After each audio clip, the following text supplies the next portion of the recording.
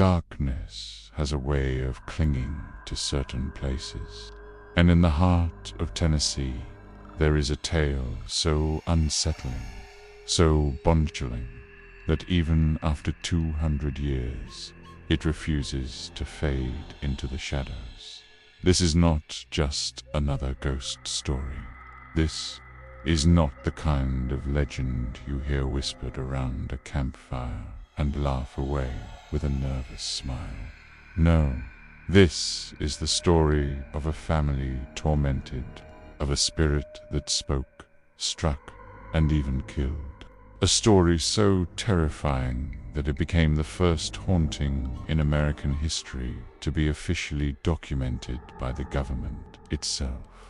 It is the legend of the Bell Witch, the haunting that plagued the Bell family in the early 1800s, remains one of the most famous, most disturbing, and most enduring supernatural events in U.S. history. It was a haunting so violent, so relentless, that it drove a respected family into ruin, shook an entire community, and left behind a legacy that still terrifies anyone who dares to speak its name. The year was 1817. The United States was still young, a country finding its footing after the Revolution and the War of 1812.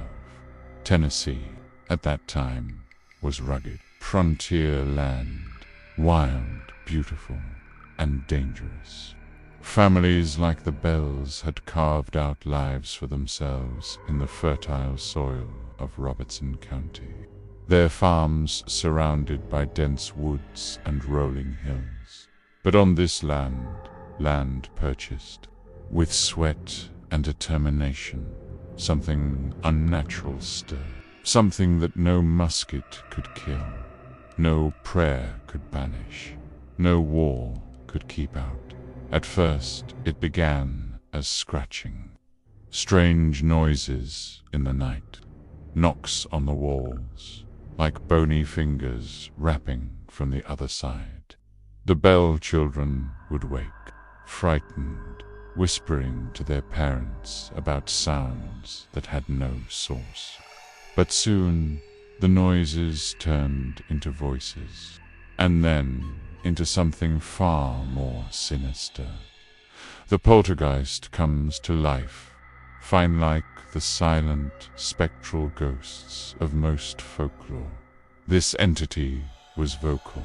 It laughed, it cried, it sang hymns in a disembodied voice that echoed through the Bell home, and it cursed foul, venomous curses that shook the family to their core.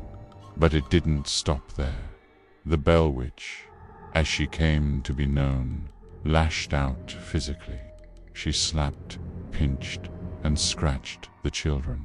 She pulled hair through objects, and tormented the family with a cruelty that seemed almost human. And the terrifying part, she knew things, the Bell, which revealed secrets that no one else could have known. She repeated sermons word for word from churches miles away. She spoke of private conversations that happened behind locked doors. This wasn't just a haunting. This was intelligence, a thinking, reasoning force, and one with a burning hatred for John Bell, the patriarch of the family. The Bell Witch's obsession with John Bell was merciless. She cursed him, called him Old Jack, and swore she would kill him. His health began to decline, his body weakened by strange fits and paralysis, and through it all, the entity taunted him, laughing as he suffered. In 1820, John Bell was found dead. A mysterious vial of black liquid was discovered near his bed.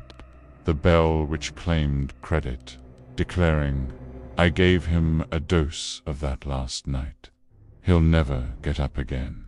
It was a chilling declaration, the first and perhaps only time in American history where a haunting was blamed for a man's death. A haunting that never ended. But here's the most disturbing part. The bell which never truly left. Even after John Bell's death, the spirit lingered. She made terrifying prophecies, including predictions about the Civil War. She promised to return, and some say she did. In the late 19th century, to this day, the land where the Bells lived is whispered about with fear. Visitors report hearing whispers in the wind, footsteps in the dark, and phantom hands brushing against their skin. Skeptics dismiss it as folklore. Believers swear it is proof that some spirits never rest. But why does this story matter to us here and now? Because the Bell Witch haunting forces us to ask questions that we'd rather avoid. What happens when the line between the living and the dead is crossed? Can anger, hatred, and despair survive death itself, powerful enough to torment the living? And if a spirit can speak, think, and kill, is it really a ghost at all, or something much darker? This is not just a story about a family. It is a story about America's fears, about the unknown forces that haunted our ancestors and still haunt us today. The Bell Witch legend isn't just history, it's a warning. And tonight, we're going to walk straight into the heart of it. Every legend has a beginning, and for the Bell Witch story, it begins not with screams in the night, not with curses whispered through the walls, but with a family, a hard-working, God-fearing family who wanted nothing more than a peaceful life on their farm. John Bell was not a man one would expect to become the central figure in America's most famous haunting. He was a respected farmer, a man of strong faith, and a father of 9 children.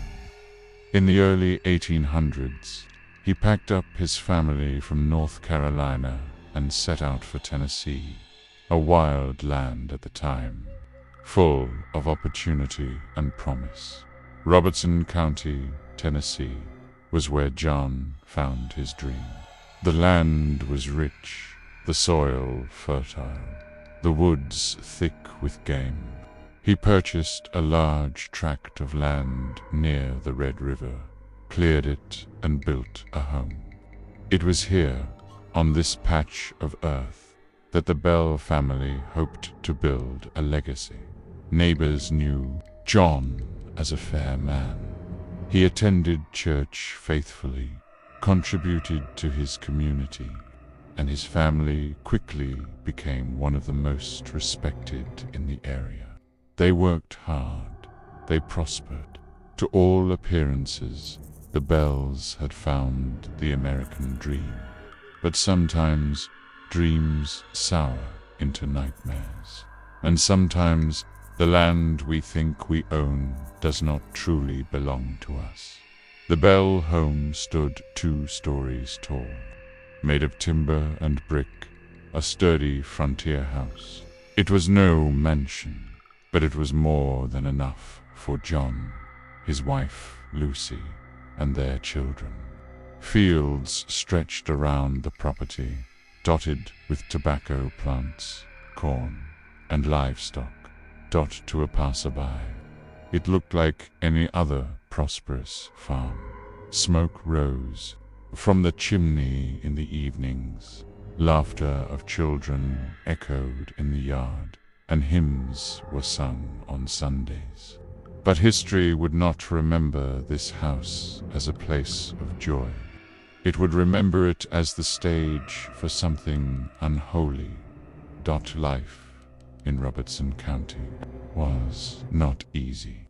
The Bells, like all settlers, had to contend with disease, unpredictable weather, and the dangers of the frontier. Yet they thrived. They had neighbors who admired their success, a church that welcomed them, and children who seemed destined to inherit a good life. But there were whispers even before the haunting began. Strange stories of the land itself, of odd happenings in the woods, of spirits that moved with the wind. Tennessee was no stranger to folklore, Native American. Legends of spirits, banshees, and shapeshifters had long been part of the region's oral history, and some said that John Bell's land carried a curse.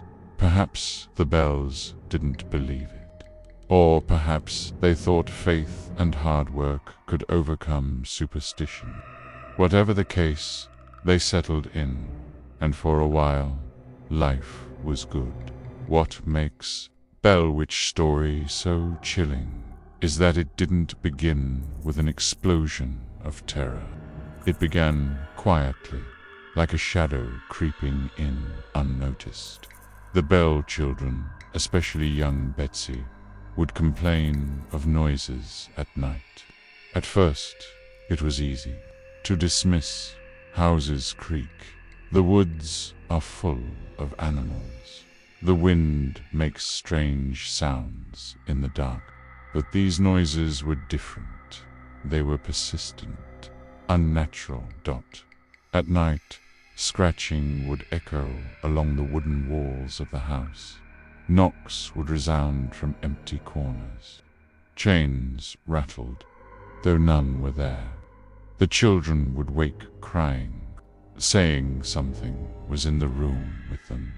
John Bell, a practical man, searched the property. He checked for animals, secured the doors, reassured his family, but he found nothing. And still, the noises continued. Neighbors began to whisper. Some said the Bells had angered someone. Others said the land itself was cursed. A few even suggested witchcraft. And in those days, when faith guided every step of daily life, the idea of a witch was not just superstition. It was a terrifying possibility. Lucy Bell, John's wife, was known as a kind and gentle woman. She was deeply religious, a sort of woman neighbors trusted and respected. She doted on her children and stood by her husband. Betsy, their daughter, was young, beautiful, and full of life. She would soon become the central victim of the haunting. But in these early years, she was simply a child, playful, innocent, unsuspecting of the darkness that was already circling her family. The Bell boys, John Jr., Drew, Jesse, and others, helped their father on the farm. They were strong, capable, and protective of their sister. They would soon find themselves fighting an enemy they could neither see nor strike. For a few years, the Bells lived as any other family. They farmed, they prayed, they laughed, but beneath it all, something was building. The strange sounds were only the beginning. By 1817, those noises grew louder, more violent. The knocks became pounding. The scratching became clawing. The whispers became voices. And then the torment began in earnest. This is where the nightmare truly begins. The Bell Witch was no longer content to scratch and knock. She was preparing to make herself known, not as a shadow, not as a rumor, but as a voice that would echo through American history. Every nightmare starts with a whisper. For the Bell family, that whisper came in the form of faint scratches against the wooden walls of their house. At first, it was easy to ignore.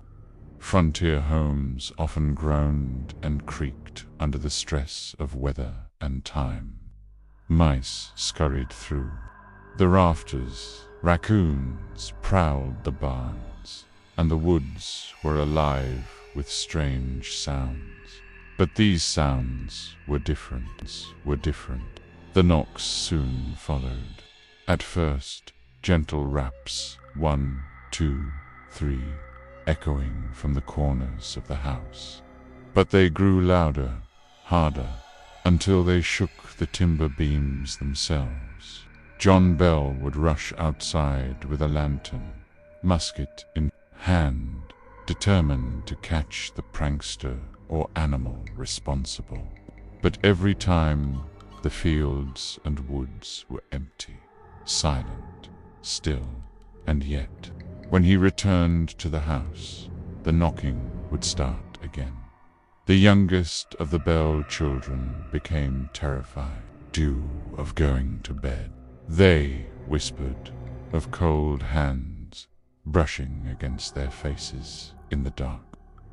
Betsy, the family's daughter, awoke one night, screaming that her blankets had been ripped from her by invisible hands. Soon, bruises began to appear on her arms, red welts, scratches, and finger-shaped marks that appeared without explanation. Lucy Bell tried to soothe her children, praying over them, comforting them with hymns. But there was no comfort strong enough to quiet the terror in their eyes. The Bell household, once full of laughter and warmth, was beginning to change. By the winter of 1817, the strange disturbances escalated beyond anything the family could dismiss. The scratching grew into gnawing, as if something with sharp teeth was chewing at the bedposts. Stones, thrown from nowhere, began pelting the sides of the house. Objects inside the home were tossed across rooms. The family began to hear faint whispers. At first, it sounded like the murmurs of several voices speaking just beyond comprehension, like a conversation happening in the next room. But gradually, the whispers grew louder, forming words. Words that were cruel, mocking, and unmistakably intelligent. The Bell family was not dealing with an ordinary ghost. They were facing something that could think, something that could speak, and something that seemed to hate them. And then the voice came. It began as a soft, ghostly hum, a woman's voice singing hymns in the dead of night. The family would lie awake, listening as the invisible singer filled their home with songs of worship. At times, the voice prayed with solemn reverence, but just as quickly, it would turn to laughter, sharp, cruel, and venomous. Neighbors who visited the Bell home also reported hearing it.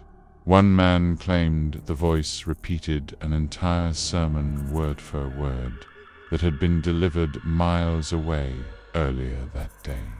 Others swore the spirit revealed secrets no one else could have known, exposing private conversations and hidden sins. This wasn't just a haunting. This was a haunting with a mind.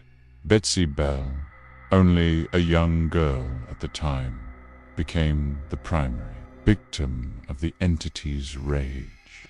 The spirit slapped her face until it turned bright red. It pulled her hair, lifted her from her bed, and hurled her across the room. She cried out in pain, her body marked with scratches and bruises that appeared before her parents' eyes. One night she awoke to a voice hissing in her ear. "You cannot marry. You will never be happy." That voice would haunt her for years, tormenting her dreams, poisoning her relationships, and driving her toward despair. Why, Betsy? No one knew. Some believed the witch was jealous of her beauty or her innocence. Others thought she was merely a pawn in a larger plan to destroy the Bell family entirely. Though his children suffered most of the physical torment, John Bell himself became the witch's greatest obsession. She called him Old Jack, cursing, "Tell his name at every opportunity." Neighbors reported hearing the voice shriek, "I will kill you, John Bell." At first, John dismissed the words as blasphemy, as the ravings of some trickster spirit, but his health began to suffer. He grew weak, plagued by trembling fits and sudden paralysis in his face. It was as if the spirit's curse had sunk into his very flesh, and still the voice taunted him, promising his end.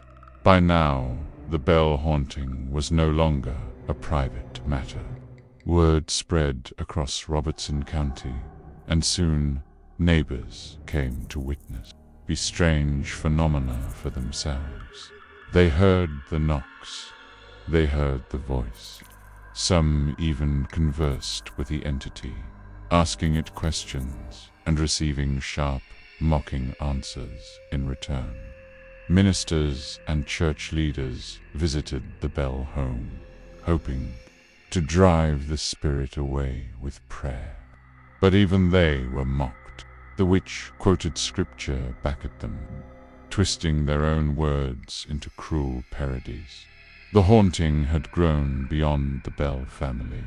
It had become a community terror. The family tried everything. They prayed, sang hymns, and sought counsel from the church, but nothing worked. The presence clung to them, relentless and merciless. Night after night, the Bell home shook with knocks, voices, and screams. Objects flew across the room. Betsy was beaten. John was cursed, and the rest of the family lived in constant fear. The Bell witch had made herself known, and she wasn't going anywhere. By 1818, the Bell family's nightmare had reached a new and horrifying stage. What had started as scratching and knocking now carried a voice that was no longer content with whispers. It wanted to be heard. It wanted to dominate, and it wanted to destroy. The Bell witch, as people would come to call her, had become a speaking presence in the house. She no longer confined herself to murmurs in the dark or ghostly echoes in the walls. Instead, she spoke plainly, clearly, with the confidence of someone or something that knew it held absolute power. It began with fragments of sound, a faint giggle in the children's room, a whisper that called out John Bell's name, a hymn sung in a woman's voice that no one recognized. But then, one night, the voice sharpened, emerging from the darkness with crystal clarity. It introduced itself not as a ghost, but as something older, more terrifying. Some claimed the spirit called itself Kate, the soul of a woman wronged by John Bell in a land dispute. Others insisted it was not a human ghost at all, but a demon wearing the mask of one. Whatever it was, its words carried weight. The family, their neighbors, and visitors all heard the same chilling sound, the voice of a spirit that could laugh, curse, sing, and rage. What made the Bell Witch different from ordinary hauntings was her intelligence. Most ghost stories involve whispers, shadows, or vague apparitions, but the Bell Witch conversed. She argued. She told stories, recited scripture, and revealed secrets. When neighbors visited, she would greet them by name, sometimes revealing things about their lives no one else could possibly know. She exposed private sins, mocked their weaknesses, and embarrassed them in front of others. The Bell Witch didn't just haunt the bells. She humiliated an entire community. Perhaps most disturbing of all was the way the witch's voice shifted between holiness and blasphemy. At times, she sang hymns so beautifully that the family was moved to tears. At other times, she spat curses so vile they made grown men tremble. She would pray the Lord's Prayer with solemn reverence, only to follow it with mocking laughter. She quoted entire sermons word for word, proving she had knowledge of church services miles away. How? No one could explain. The effect was chilling. It was as though the witch could read minds, travel unseen, and twist faith itself into a weapon. For young Betsy Bell, life had become unbearable. The spirit's wrath focused on her more than anyone else. Night after night, she was slapped across the face, her hair yanked so violently it nearly tore from her scalp. She was pinched until her skin turned purple, scratched until she bled, uneven choked by unseen hands. Neighbors who visited the Bell home witnessed it firsthand. They saw her lifted from her bed and thrown across the room. They saw scratches appear on her body in real time, as if carved by invisible claws. Betsy wept, prayed, and begged for mercy. But the voice only laughed, taunting her with cruel words. "You will never marry. You will never escape me." The witch seemed determined to crush her spirit, to break her will, to rob her of any chance at a normal life. But if Betsy suffered physically, John Bell suffered spiritually. The witch hated him above all others. She called him Old Jack Bell, cursing him, mocking him, and promising his death. John, once a strong and respected man, began to wither. His health declined rapidly. He suffered seizures, his face twisted with paralysis, his body weakened. Doctors had no answers. Friends whispered that it was not illness, but witchcraft. The witch herself seemed to confirm it. She told anyone who would listen, "I will kill John Bell. He is mine." The prophecy hung over the family like a death sentence. By this point, the Bell Witch had become more than a family secret. The entire county was aware. Visitors came from miles away to witness the phenomenon for themselves. And many left believers. Men and women swore they heard the voice. They saw objects move without human touch. They felt cold hands on their skin, heard laughter in their ears, and even engaged in conversations with the witch herself. It wasn't just the Bell family suffering. It was Robertson County. The haunting had become a public spectacle. Perhaps the most unsettling of all was the witch's knowledge. She seemed to know everything. She revealed the hidden pasts of visitors, mocked their secrets, and recited private conversations word for word. when a skeptic asked her a question in his mind. Without speaking, the witch answered aloud. When ministers came to preach, she quoted their sermons back to them with flawless accuracy. The bell, which was not just a voice, she was an intelligence, and she was terrifyingly powerful. Fear gripped the community.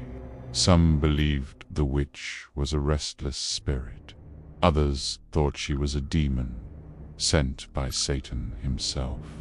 Still others whispered that John Bell had brought the curse upon himself through greed or sin.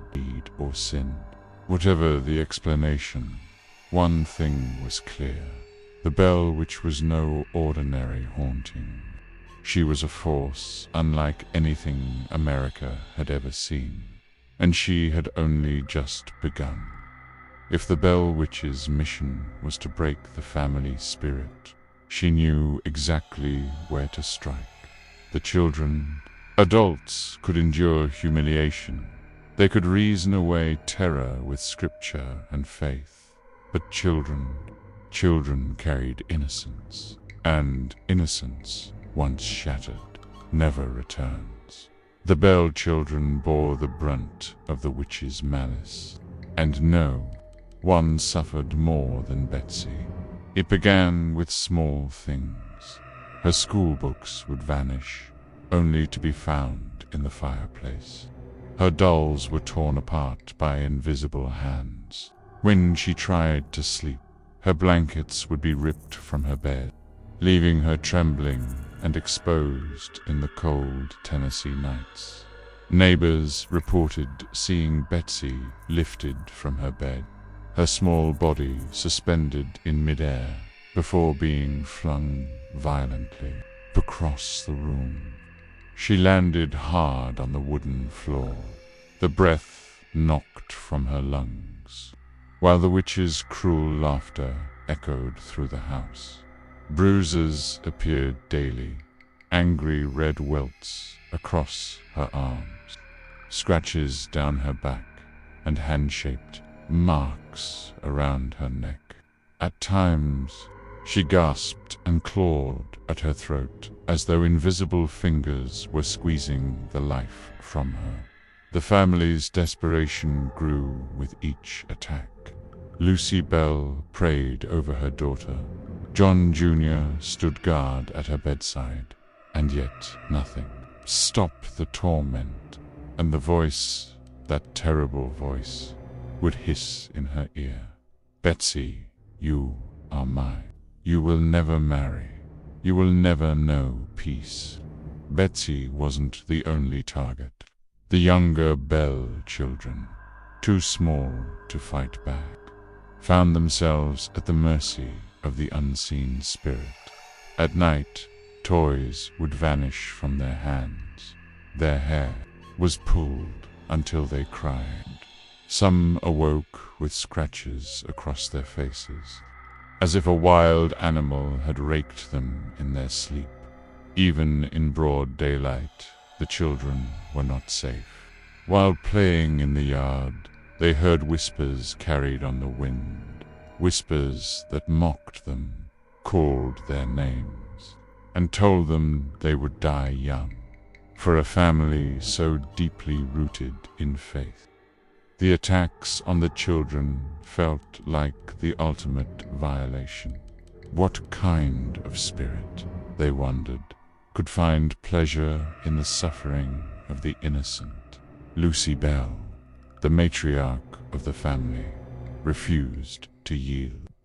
Known for her gentle spirit and unwavering faith, she became the moral center of the household during the haunting.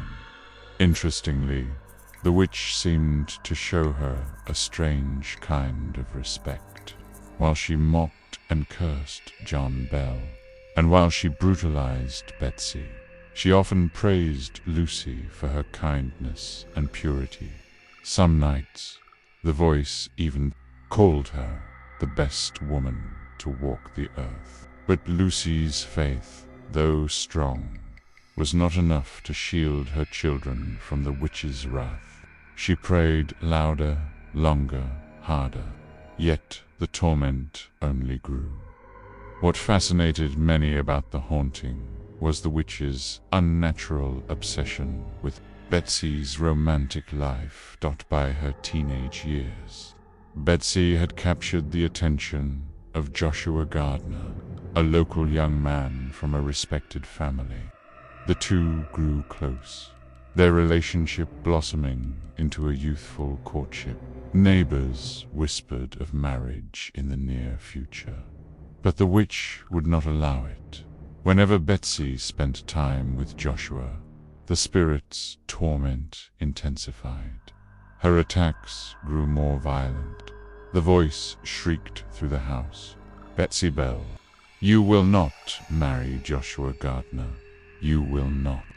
On nights when Joshua visited, the witch mocked him openly, shouting insults, taunts, and threats until he was driven away in fear.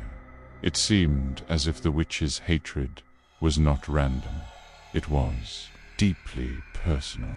She was determined to keep Betsy from happiness, determined to crush her future before it began. The physical abuse was terrifying, but the psychological torment was worse. The witch whispered lies into the children's ears, telling them their parents hated them, that they would die in pain, that God had abandoned them. The younger Bells began to fear sleep, afraid they would never wake again. Some nights, the children were lulled into a false sense of peace when the witch sang hymns in a soft, almost motherly voice. But just as they drifted into slumber, she would scream in their ears, her shrieks rattling the very walls of the house. The witch was not merely haunting them. She was waging psychological war. The Bell household began to unravel. John Bell's health worsened. Betsy's spirit dimmed, and the younger children grew withdrawn and fearful. The once bustling, happy farm was now filled with tension and dread. Every creak of the house, every gust of wind, every flicker of the candle brought fear that the witch was near. Neighbors tried to help, but many refused to stay in the house after dark. Some who mocked the Bells as superstitious found themselves chased by the witch's voice all the way home. Others swore they were struck or slapped by invisible hands when they laughed at the family's plight. The Bell witch wasn't confined, put to the Bell property anymore. She followed people into the woods, along the roads, into their own homes. Her reach was spreading. What made the haunting unbearable was its relentlessness. There was no escape, no moment of peace. The Bells tried everything: prayer, exorcism, even silence. But silence only provoked the spirit further. Prayer invited her mockery. Exorcisms only gave her a stage to show her power. It was becoming clear. The Bell which could not be driven out. She would remain as long as she wished, and for Betsy, that meant a future clouded by endless torment. The witch's voice grew bolder, repeating her most chilling declaration: "I will kill John Bell." The community, once skeptical, began to believe it. They saw John's health failing. They heard the witch's threats themselves, and they began to fear that the prophecy would come true. For Betsy, it meant watching her father weaken day by day, while the witch laughed in triumph. For the younger children, it meant growing up in a house where death was promised, and fear never left. The Bell which had made her presence undeniable, and now her grip on the family and the entire county was absolute. By 1819, the Bell family's suffering was no longer a private nightmare whispered about in hushed tones. It had become a public spectacle. The haunting at the Bell farm was so relentless, so undeniable, that neighbors, preachers, and curious onlookers began arriving in waves, desperate to witness the phenomenon for themselves. And they did not leave disappointed. By 1819, the Bell family's suffering was no longer a private nightmare whispered about in hushed tones. It had become a public spectacle. The haunting at the Bell farm was so relentless, so undeniable, that neighbors, preachers, and curious onlookers began arriving in waves, desperate to witness the phenomenon for themselves. And they did not leave disappointed. Among the first outsiders to take the haunting seriously were local ministers, deeply religious men. They approached the Bell's plight with equal parts faith and skepticism.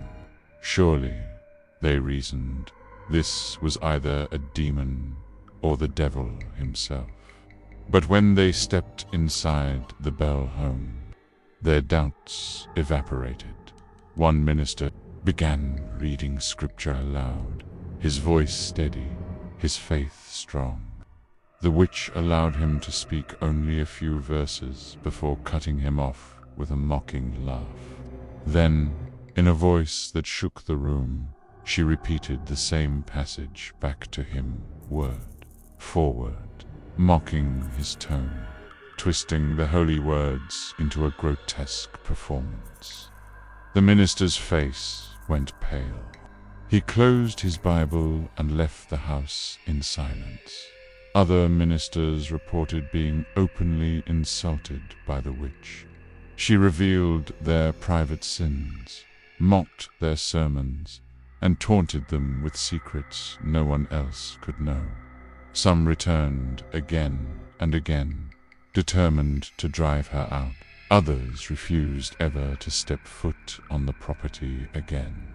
The Bell Witch's notoriety eventually spread beyond the county line. Travelers from Nashville and even as far as Kentucky made their way to the Bell farm, hoping to hear the infamous voice. Among the most famous was General Andrew Jackson, the future President of the United States. According to legend, Jackson brought a group of men, horses, and wagons to Adams, Tennessee, determined to test the truth of the Bell Witch story. As they approached the property, the wheels of his wagon mysteriously locked, refusing to move forward despite the horses straining with all their might. Frustrated, Jackson reportedly exclaimed, "By the eternal, boys, it must be the witch." At that moment, a disembodied voice rang out, "Go on, General. You may pass now." The wheels instantly freed, and the wagon rolled forward as if nothing had happened. Jackson and his men stayed the night at the Bell home, each hoping for an encounter, and they got one.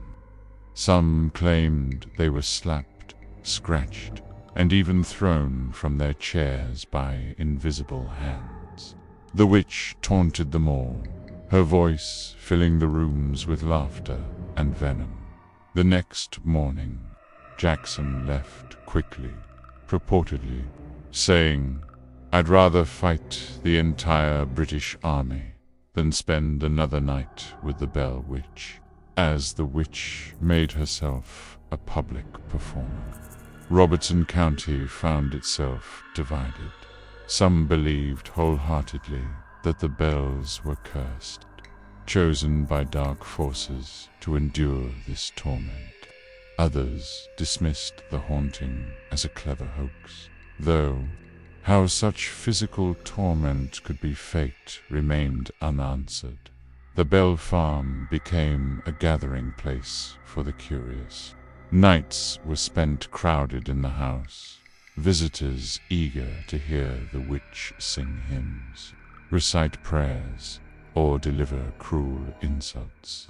It became, in some ways, a form of entertainment, a supernatural sideshow in the heart of Tennessee. But for the Bells, it was no show. It was a prison. It was a prison. As more outsiders came, the witch seemed to grow in strength. Her voice grew louder, her knowledge deeper.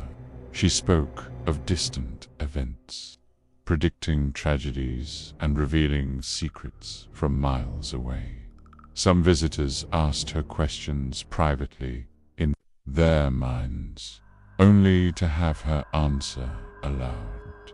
Others swore she called them by name before they had introduced themselves. The Bell, which wasn't just haunting a family anymore. She was haunting an entire community. Throughout all the laughter, the songs, and the twisted sermons, one refrain remained constant. I will kill John Bell. The witch never wavered from this promise, in public or private, to family or stranger. She declared her hatred for the patriarch of the Bell family. John's health worsened. He grew pale, weak, and increasingly unable to manage his farm. Neighbors noticed his trembling hands and vacant stares. The witch claimed responsibility, laughing as his condition deteriorated. It was no longer a question of if the witch would kill him, but when, by late 1819, the Bell Witch had transformed from a local curiosity into a legend that spread across the South. But for the Bells, there was no novelty, no amusement. Their home had become a theater of cruelty. Betsy was battered daily, the younger children traumatized, and John Bell was slowly wasting away under the witch's promised curse. And yet, people still came. They filled the Bell house at night, eager to hear the voice of the witch. They left, be shaken, terrified, and forever changed. For Robertson County, the Bell Witch was no longer a rumor. She was a reality, a force that defied explanation, that humiliated ministers, mocked generals, and left even the bravest men trembling in fear. And her darkest act was still to come. From the very beginning, the witch had made her intentions clear. While she tormented the children, mocked the neighbors, and entertained the curious, her hatred had always been reserved for one man, John Bell. She called him Old Jack. She cursed his name. She promised, in front of countless witnesses, that she would kill him. And as the year 1820 dawned, the prophecy crept closer to fulfillment. John Bell had once been a strong man, a respected farmer with a booming voice and steady hands. But by 1820, he was a shell of himself. His health had withered under the witch's curse. He suffered sudden seizures, his body convulsing without warning. At times, his jaw would lock so tightly he could not speak, leaving him gasping for air as his children rushed to his side. His legs trembled beneath him, his steps faltering as though invisible chains dragged him down. Neighbors who visited were shocked by his appearance. Once a figure of authority in Robertson County, John now looked pale, haunted, and broken. The witch took every opportunity to mock him. Old Jack will die soon. Old Jack cannot escape me. I will see him to the grave. Her voice was relentless. It echoed through the house, day and night, robbing the bells of even a moment's peace. On the morning of December 20th, 1820, John Bell's life reached its final chapter. He was found in bed, unconscious, his breathing shallow. His family rushed to his side, desperate to revive him. On the bedside table, they discovered something chilling. A small vial filled with a dark, murky liquid. When asked what it was, the witch's voice rang out triumphantly. "It's the poison I gave old Jack. I fixed him." Lucy Bell, horrified, tested the vial by touching a drop of the liquid to the tongue of the family's cat. The animal convulsed and died instantly. The witch roared with laughter, declaring that she had finally succeeded in killing John Bell. John Bell lingered only, but a short while longer. By that afternoon, he was gone. The community, already divided between skeptics and believers, was thrown into chaos. To some, his death was proof beyond doubt. The Bell Witch was real, and she had murdered him. To others, it was mere coincidence, a tragic end for a man already weakened by illness. But those who had heard the witch's laughter that day, those who had witnessed her boast about the vial of poison, carried no doubt at all. The witch had promised she would kill John Bell, and she had. If the Bells hoped for peace in death, the witch denied them even that. John Bell's funeral drew the largest crowd ever seen in Robertson County.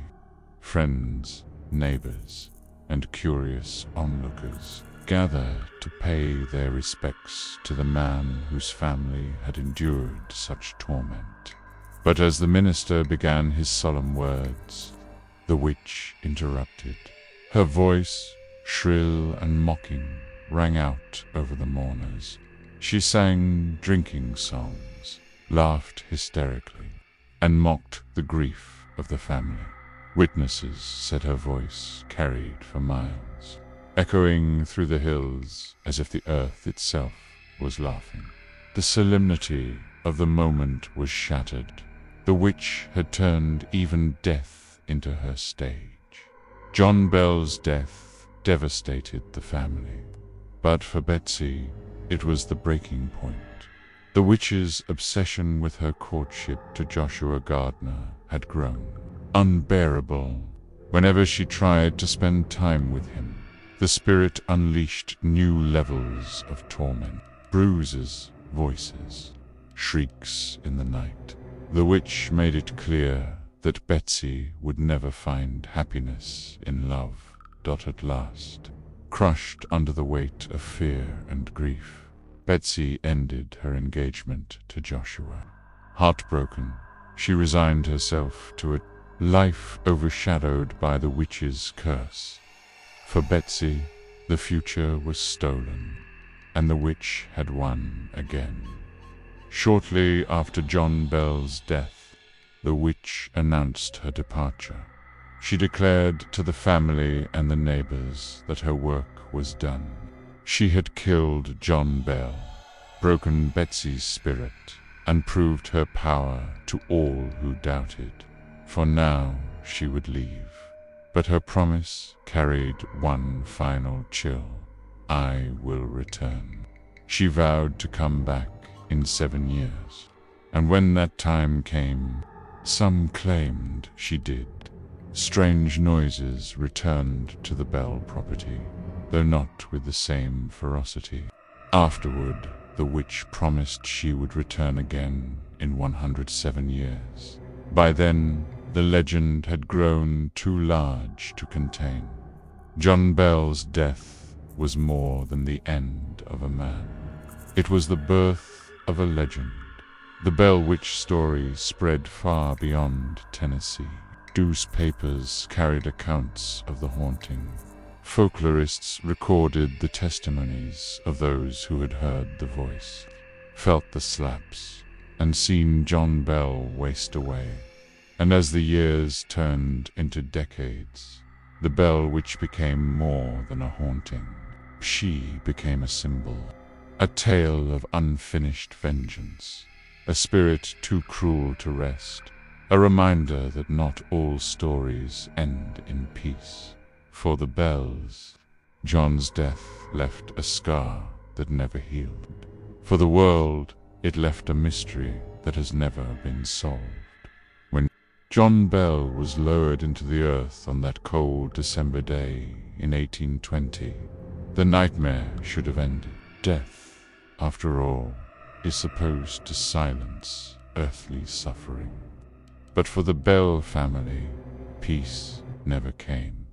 The witch had destroyed their patriarch, shattered their daughter's spirit, and humiliated them before the community.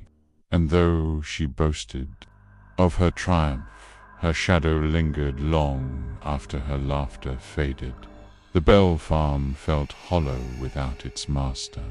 Lucy Bell tried to carry on with dignity, but the weight of her husband's death pressed heavily on her.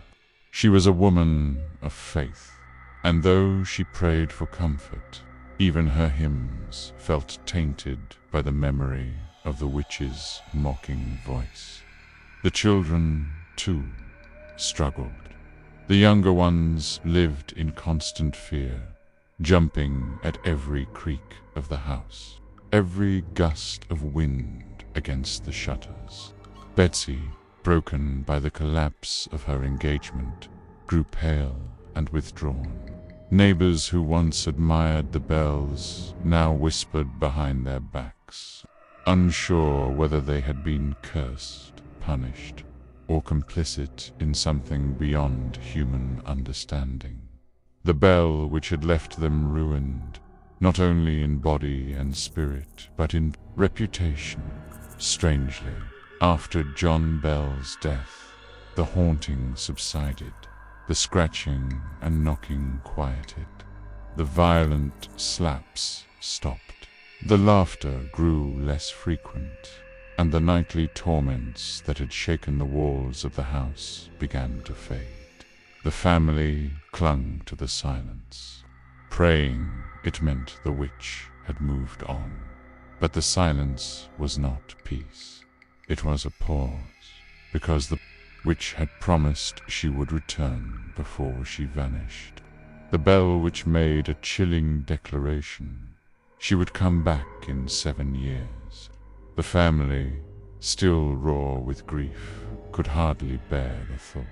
And yet the prophecy weighed heavily on them as the years passed. Each anniversary of John's death was a reminder. Each passing season carried dread, and, sure enough, in 1828, 7 years later, the witch returned. It was John Bell, Jr., the eldest son, who bore the brunt of the return. For several weeks, the spirit reappeared, less violent than before, but just as unnerving. She engaged John Jr. in long conversations, debating religion, philosophy, and the nature of existence itself. Witnesses claimed she spoke with intelligence, wit, and knowledge far beyond what anyone in Robertson County possessed.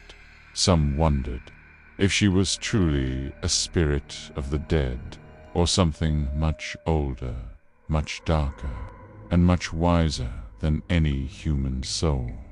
But just as suddenly as she came, the witch left again. This time, she promised not 7 years, but 107, if she kept her word. That would place her next return in 1935. Folklorists and ghost hunters alike were eager for the witch's prophesied return. In the early 20th century, stories of the Bell, which were retold in books, newspapers, and eventually radio broadcasts. The legend had grown far beyond Tennessee, but in 1935, there was no dramatic reappearance, no booming voice in the bell house.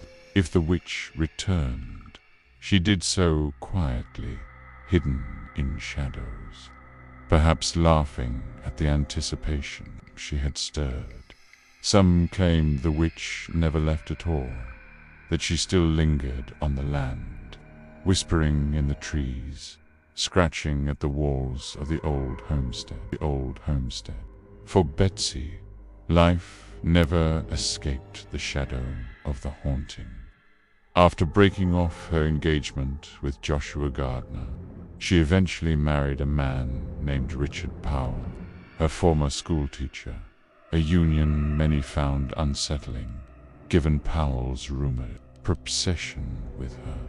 Whispers spread that perhaps Powell himself had been connected to the witch, manipulating events to drive Betsy into his arms.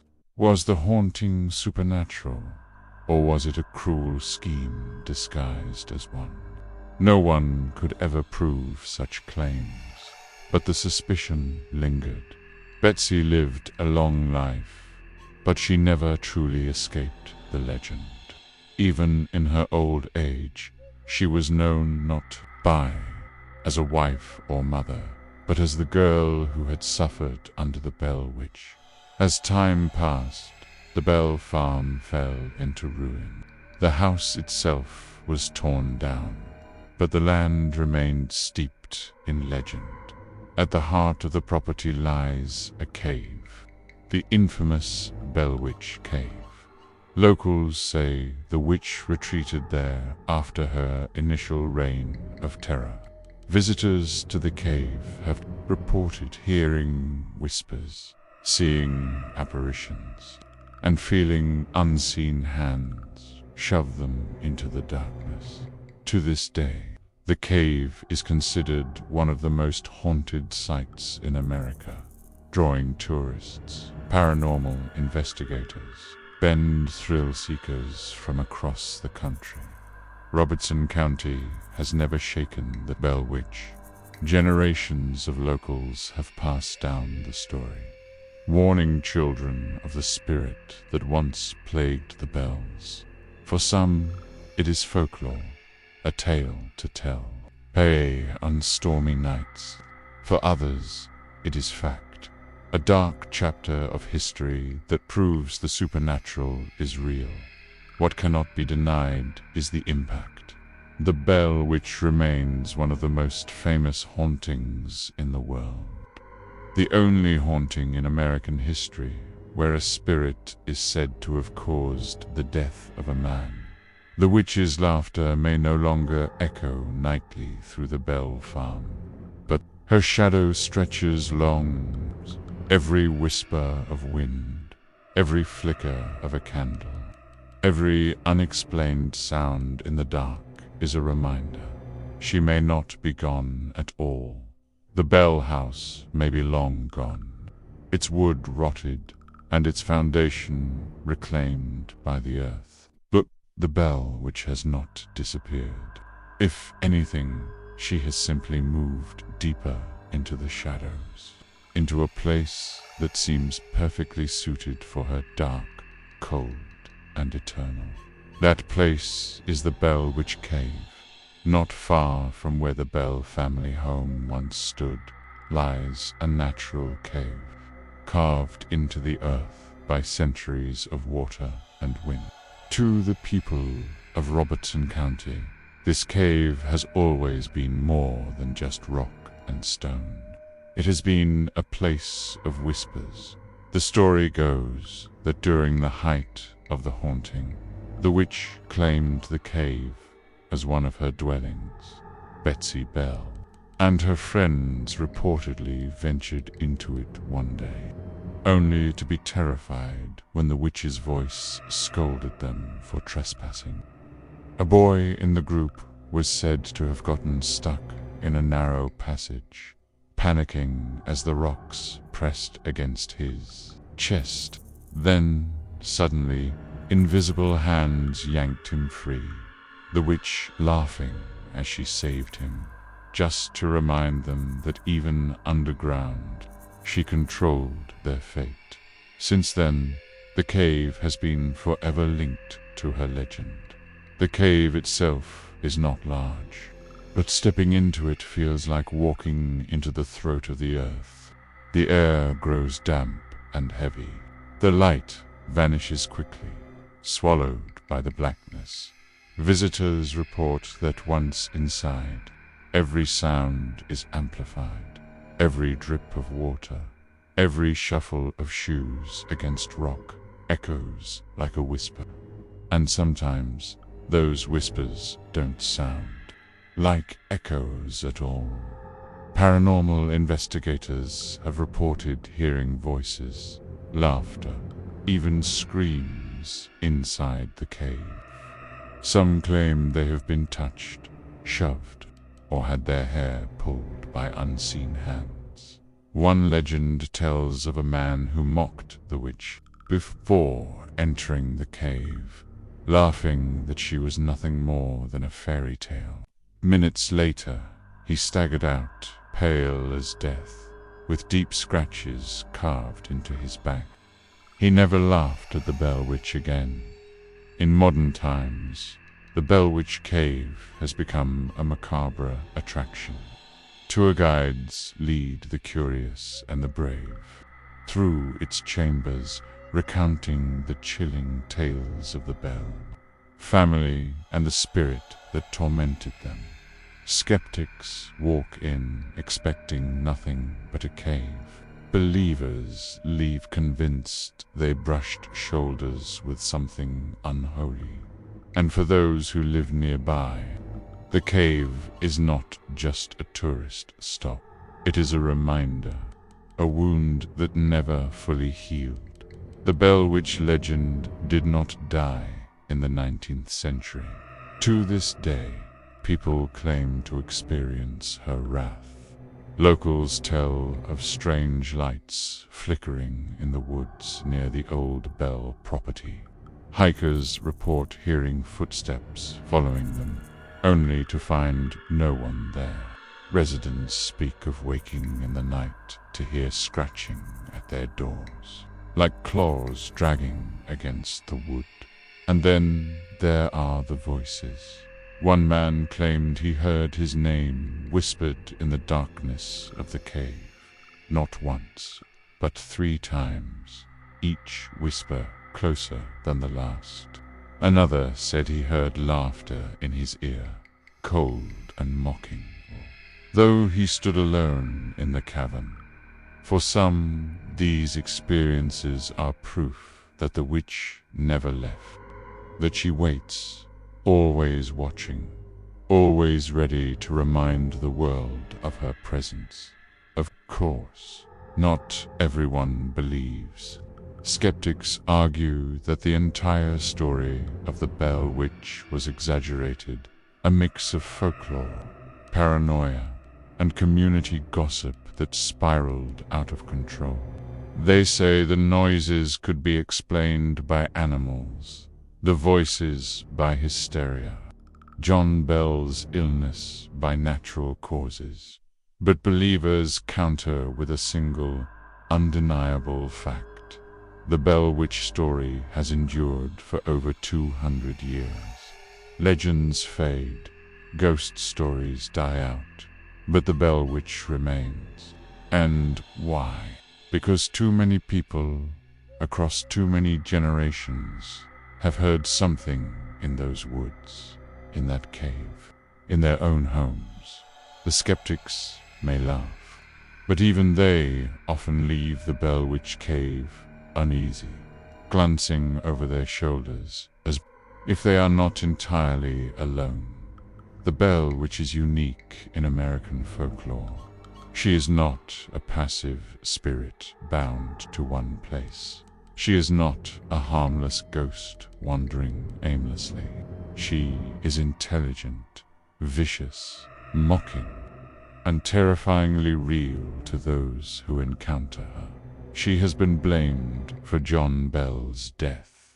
She has been heard by countless witnesses. She has left physical marks on those who dared doubt her. And unlike many ghost stories, hers has never been put to rest. 2 centuries later, the bell which still holds Tennessee in her grip. And if you stand at the mouth of the cave on a quiet night, with only the wind and the rustle of leaves around you, you might just hear it too. The faint sound of laughter, distant yet chilling, echoing from the darkness. Not the laughter of joy, but the laughter of something that has never left, and never intends to.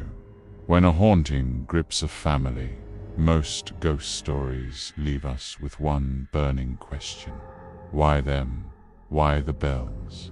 Why their quiet Tennessee farm? To this day, no one has found a definitive answer, but theories abound, and each one is as unsettling as the last. One of the most popular explanations centers on the Bell family's dealings with a woman named Kate Batts. Kate was a neighbor of the Bells, eccentric, outspoken, and by some accounts odd enough to be whispered about behind her back. Local gossip painted her as a woman with strange habits and a sharp tongue.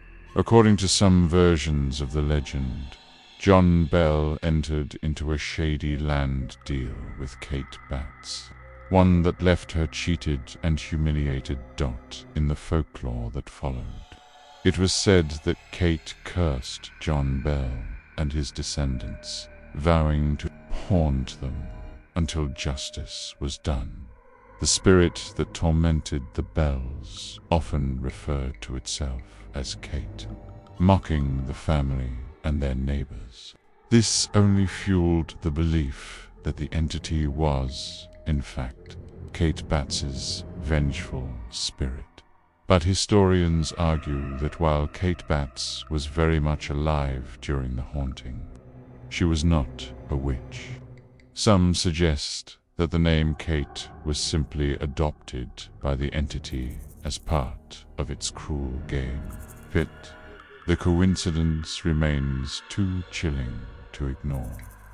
Another theory claims that the haunting was not about the Bell family in general, but about John Bell himself. The witch seemed to despise him above all others. She called him Old Jack, mocked him endlessly, and vowed she would kill him, a promise that seemed to come true when he died under mysterious circumstances in 1820. Some say John Bell's strict ways, his stern reputation, or even dark secrets from his past might have made him a target. Did he wrong someone? Did he offend forces he should not have? Or was the witch drawn to him for reasons no mortal could ever understand? But not everyone believes the Bell which was human at all. Many argue that what haunted the Bells was no neighbor's spirit, no earthly curse, but a demon. The evidence is compelling. The entity's unnatural strength, its cruel intelligence, its ability to speak in multiple voices, sing hymns, and predict future events. It blasphemed, mocked religion, and inflicted suffering with sadistic glee. Ministers who visited the Bells described the witch as something beyond human, a force of pure evil that relished in fear.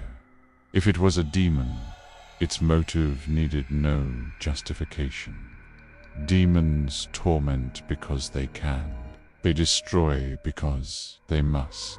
And perhaps the Bell Farm simply became the stage for one of the most terrifying performances of all. Of course, some argue that the witch's motive was nothing more than folklore, doing what folklore always does, giving shape to the fears of a community. The early 1800s in Tennessee were a time of superstition and uncertainty. Illness, crop failures, and unexplained tragedies were often attributed to curses or spirits. The bell, which may have been less a single entity and more a reflection of the collective fears of a community trying to make sense of the unknown. But if that were the case, how do we explain the hundreds of witnesses, the bruises, the voices, the vial of poison found at John Bell's deathbed? Whether it was the vengeance of Kate Batts, the curse of John Bell, the malice of a demon, or the fears of a community made flesh. The bell which remains an enigma, and perhaps that is her true motive, to never be solved, to never be fully understood. Because what is scarier, a haunting with a reason, or a haunting without one? If the Bell Witch story rested only on the memories of the Bell family, skeptics could dismiss it as exaggeration, hysteria, or a family secret spun into legend. But what makes this tale so enduring, so terrifying, is that the Bells were not alone. Dozens of outsiders heard the witch's voice. Ministers, farmers, children, even strangers passing through Tennessee left shaken, certain they had encountered something beyond explanation. The Bells lived in a rural community where privacy was scarce. Word of their torment spread quickly, and soon curious neighbors began visiting the Bell farm to see the haunting for themselves, and they did not leave. Disappointed, men swore they heard disembodied voices speaking in the dead of night, sometimes in whispers, other times in booming shouts. Women testified that unseen hands tugged at their hair or pinched their skin. Children described laughter echoing in their ears, even when the room was empty. These neighbors had no reason to lie. They bent in skeptics. They came out believers. The haunting gained such notoriety that it drew the attention of local ministers. Some came hoping to debunk the stories, to prove that superstition had gotten out of hand. Others came to pray, to banish the spirit with holy words.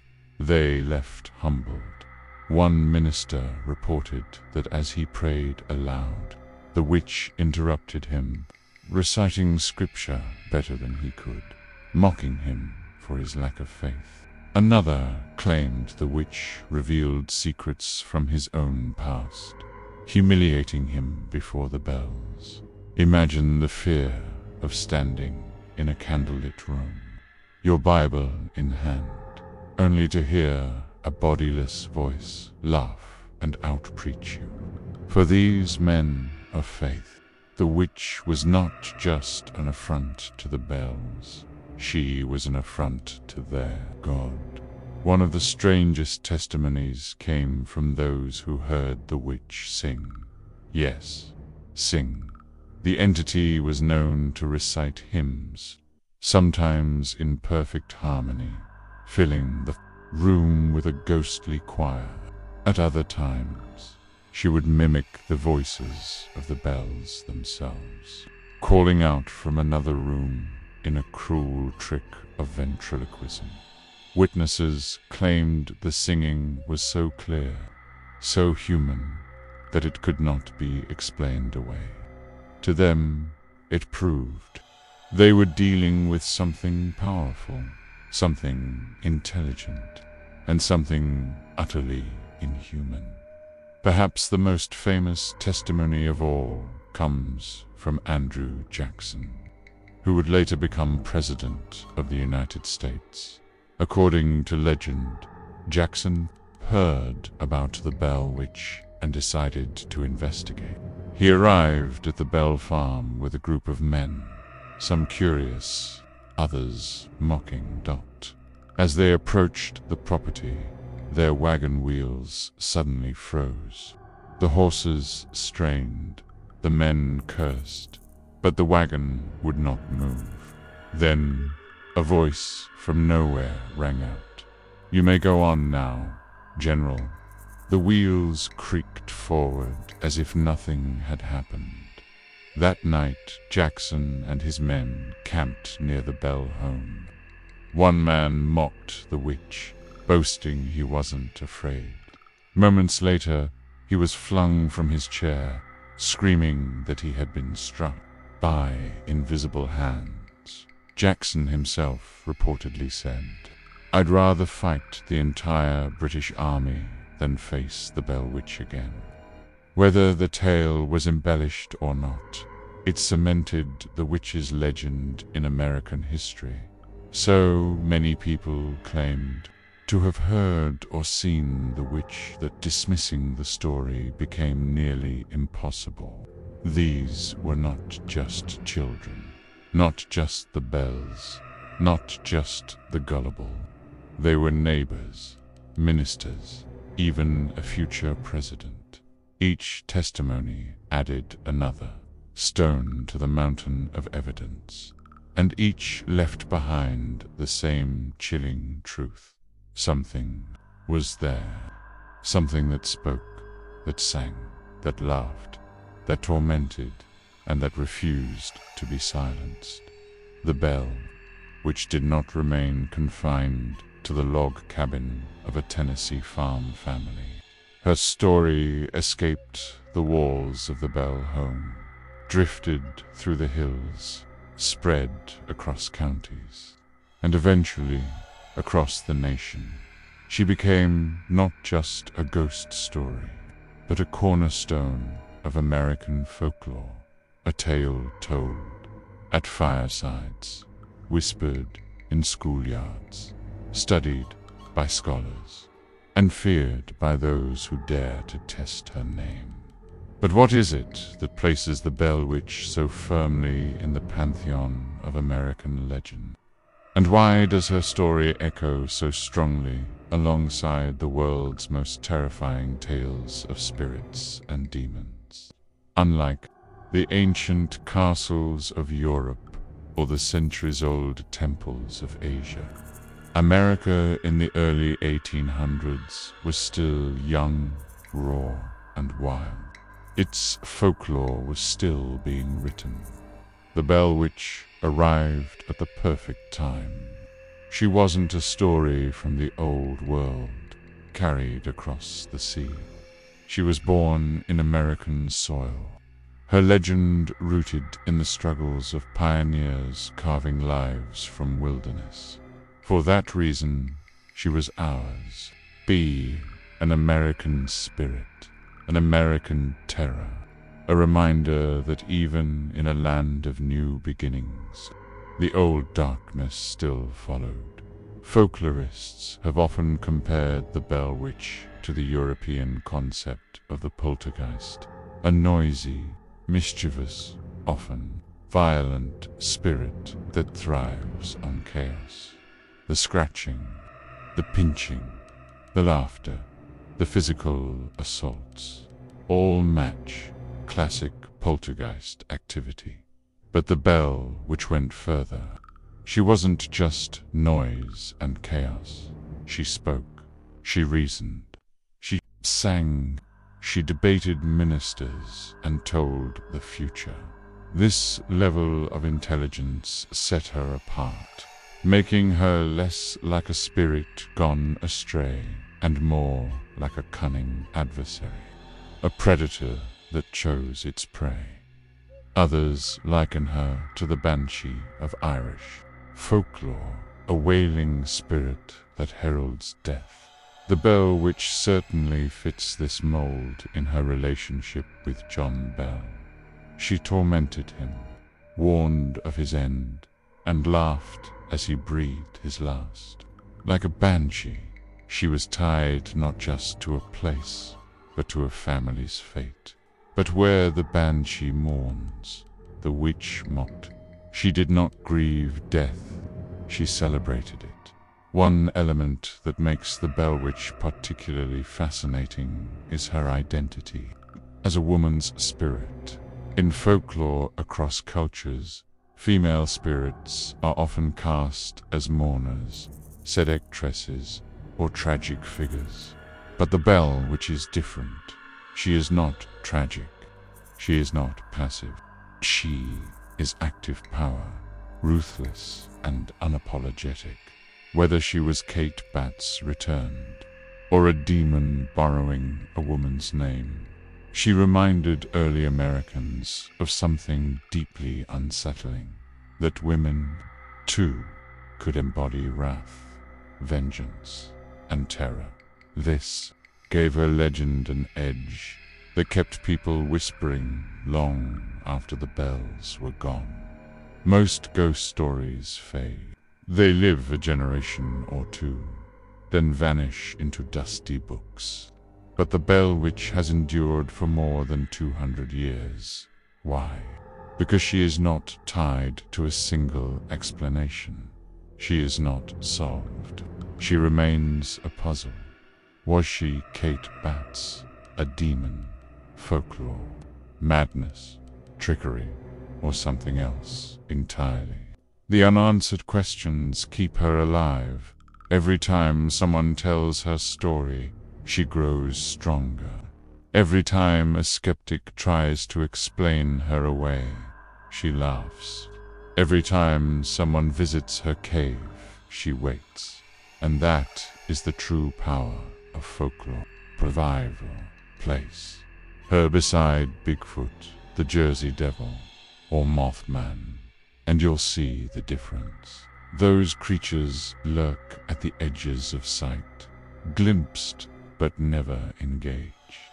The Bell Witch, she engaged directly. She scratched, she spoke, she killed.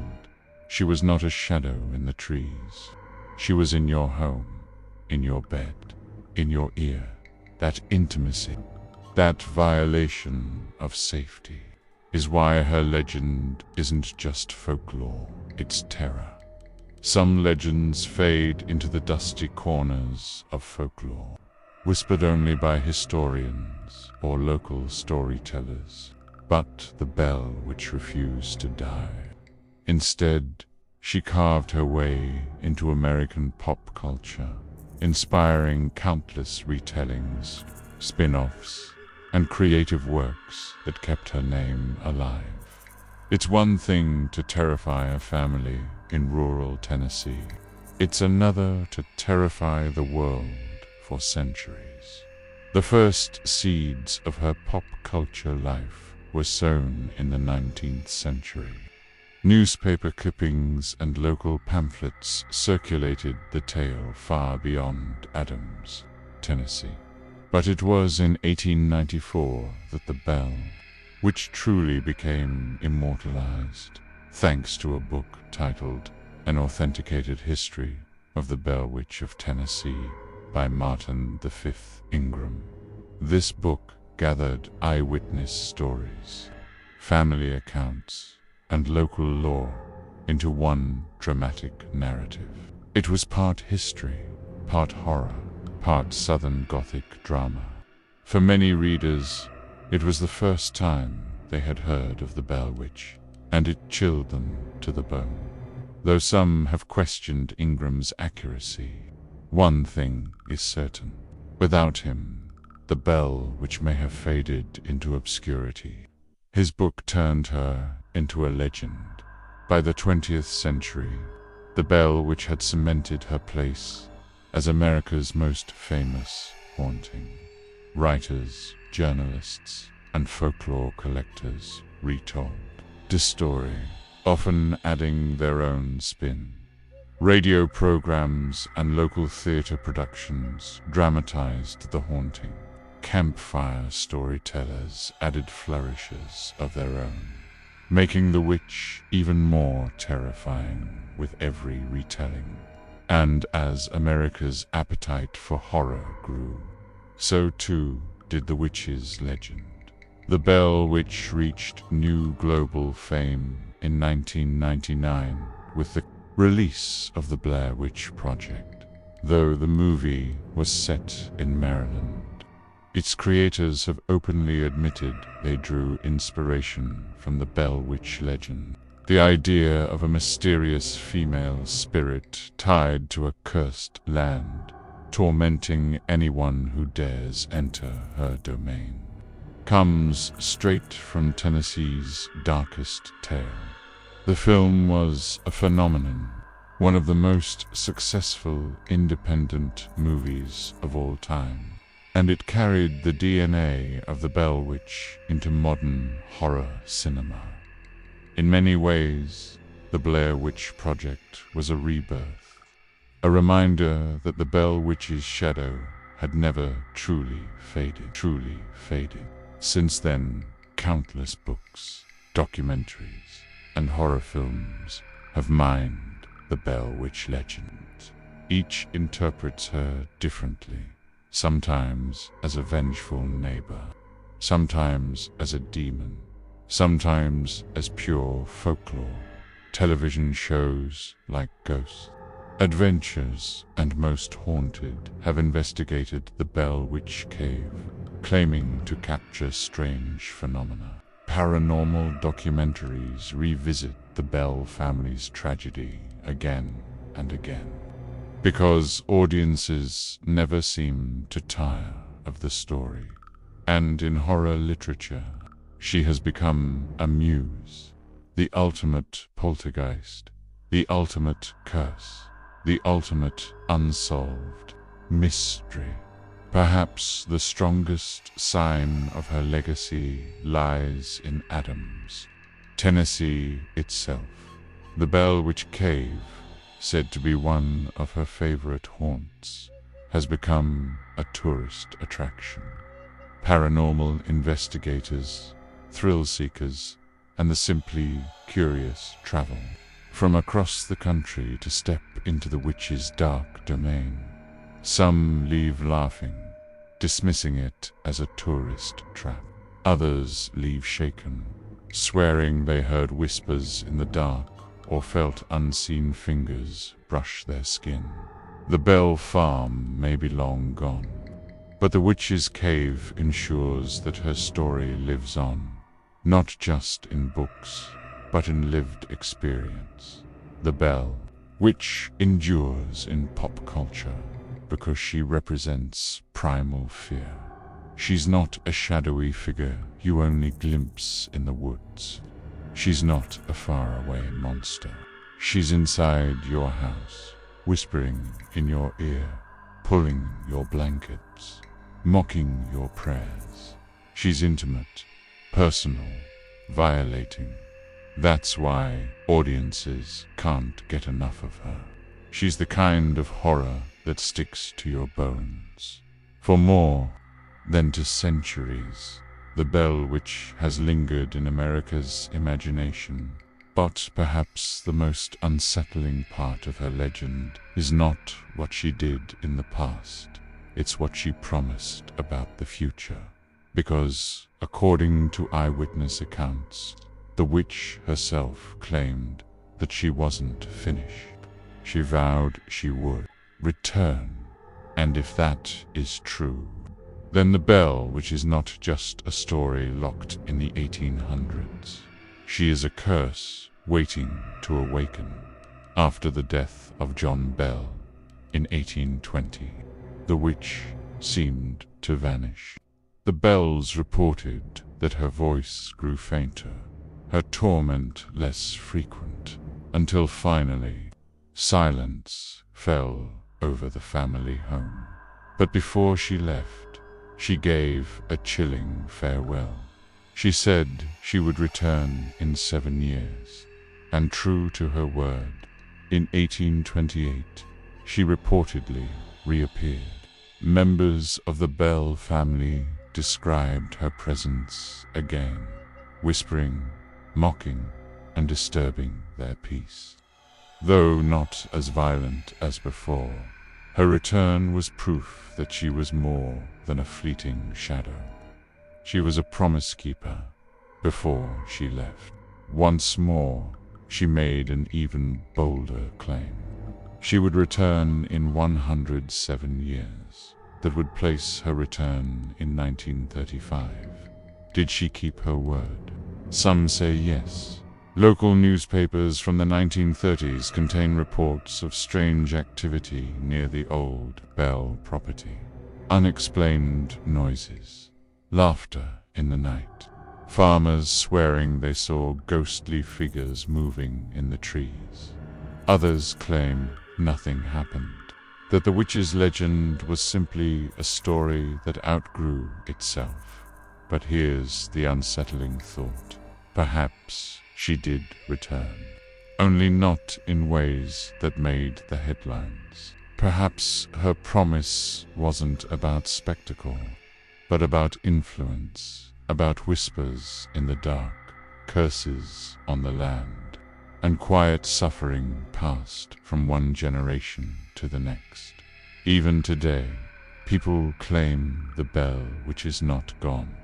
Visitors to the Bell Witch Cave in Adams, Tennessee, report terrifying experiences, whispers, shadows, cold hands gripping their skin. Paranormal investigators have filmed orbs of light, recorded eerie voices, and captured unexplained noises deep in the limestone tunnels.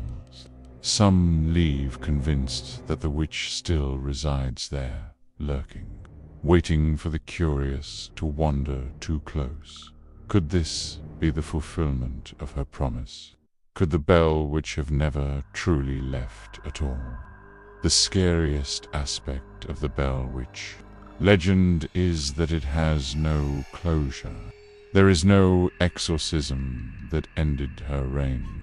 No priest who banished her, no hero who defeated her. She came, he tormented, she killed, she left, but she promised she would come again.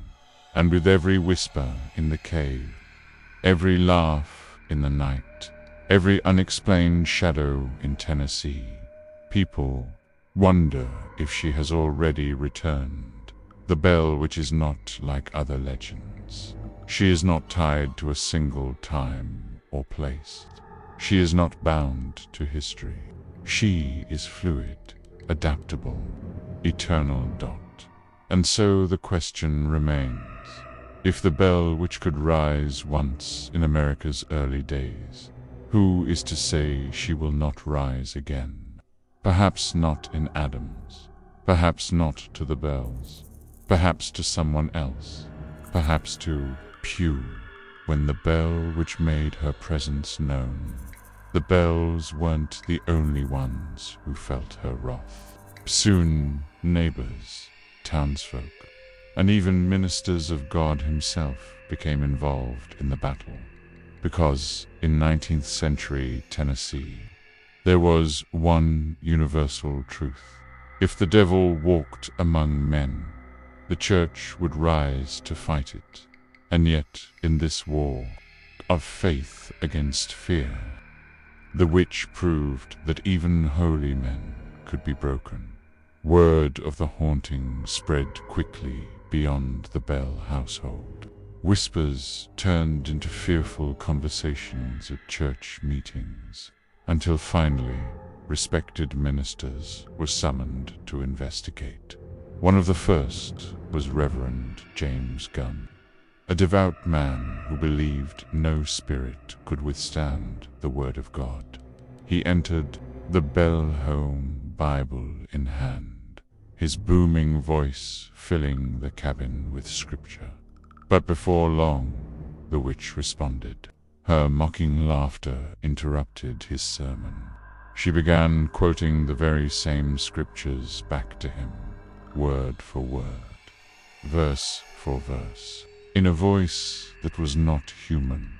Witnesses swore that she recited passages with perfect precision, mocking his tone, taunting his faith. The Reverend faltered. His booming voice cracked.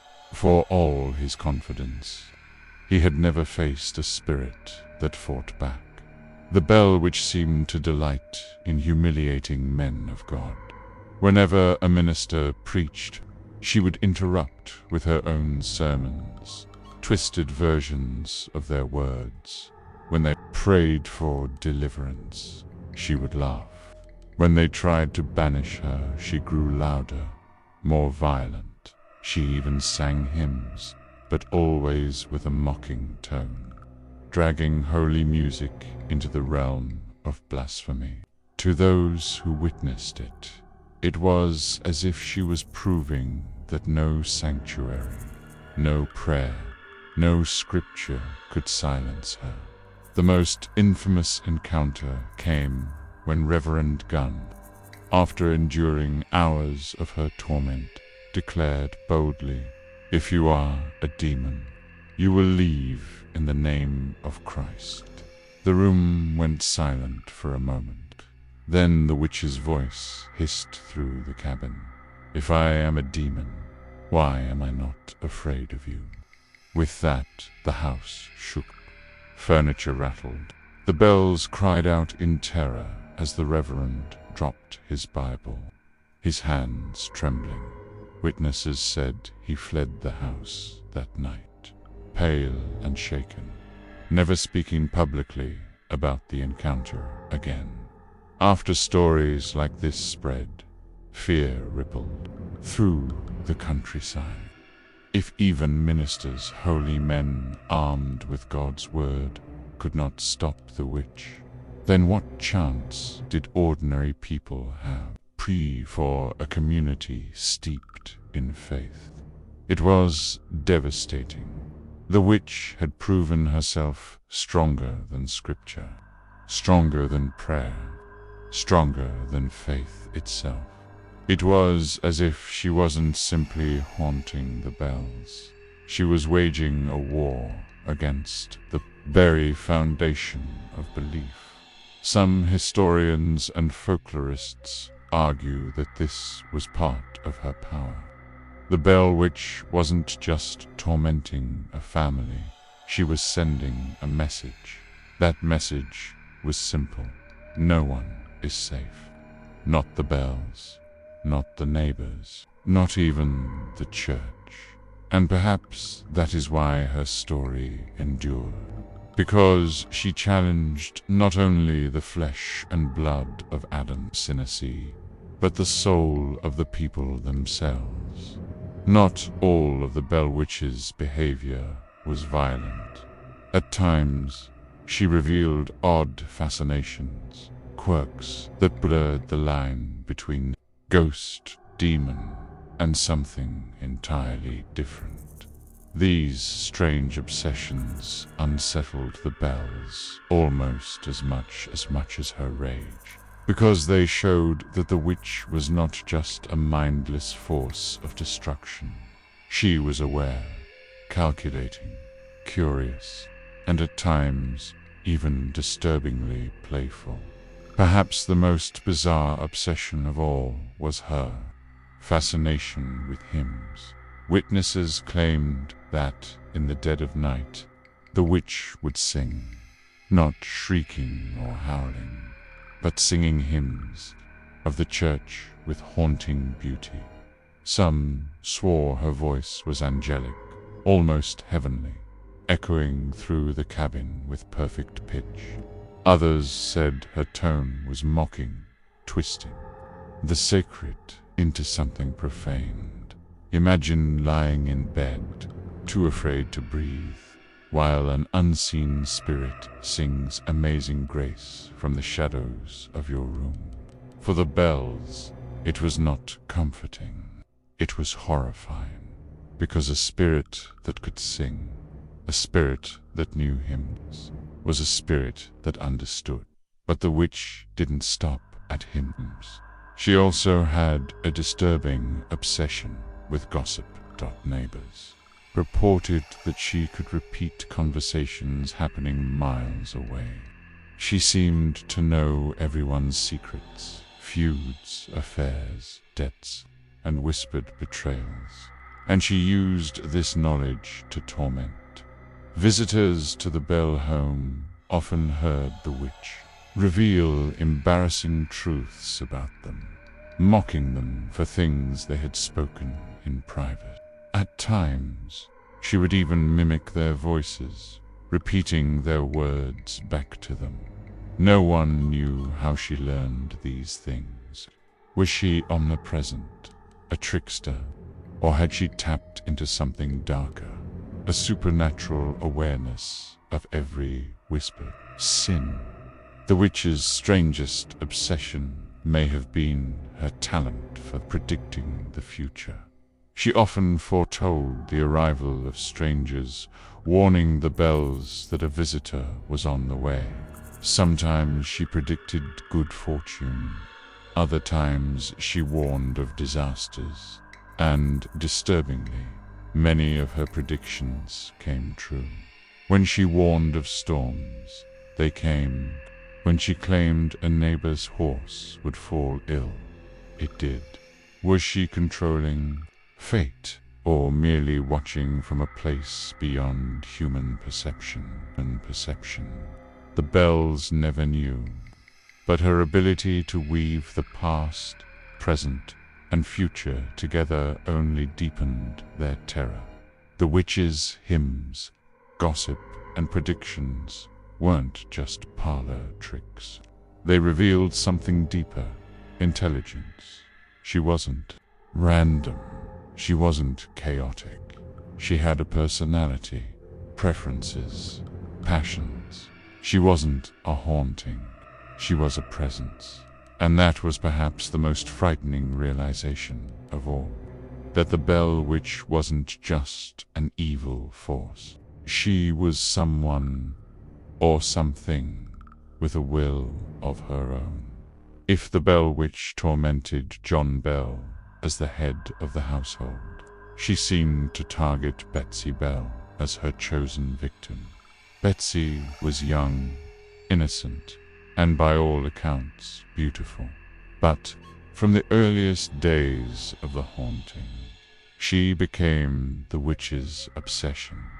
And what Betsy endured went beyond whispers in the dark. She lived a nightmare no child should ever face. At first, Betsy's torment mirrored the rest of the family's. Strange noises, whispers in the dark, her bed shaking violently at night. But soon, it escalated. Neighbors reported hearing Betsy cry out as invisible hands slapped her across the face. Red welts appeared on her skin, proof of attacks no one could see. Sometimes her hair was yanked so violently that clumps were left in her combs. Other times she felt a choking force around her neck, squeezing until she gasped for air.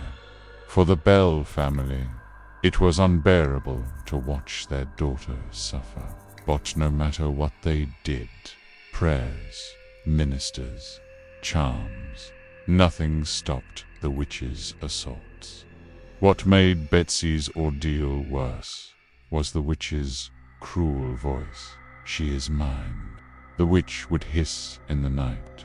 "Betsy will never be free." The spirit mocked her cries, laughed at her prayers, and taunted her suitors. It was as though the witch had claimed ownership of Betsy's very soul. And when Betsy grew older, the torment only grew darker. By the time Betsy was a teenager, she had fallen in love with a local boy named Joshua Gardner. He was handsome, kind, and the two quickly became engaged. But the witch hated Joshua from the moment their courtship began. The witch tormented them both. Whenever they met, she would interrupt with shrill voices, mocking their love. Sometimes Joshua's horse would be attacked by unseen hands, Sometimes Betsy would collapse in hysterical fits whenever they tried to plan their wedding. The witch made her message clear. This marriage would never happen. And in the end, the witch won. Betsy broke off her engagement with Joshua Gardner, heartbroken.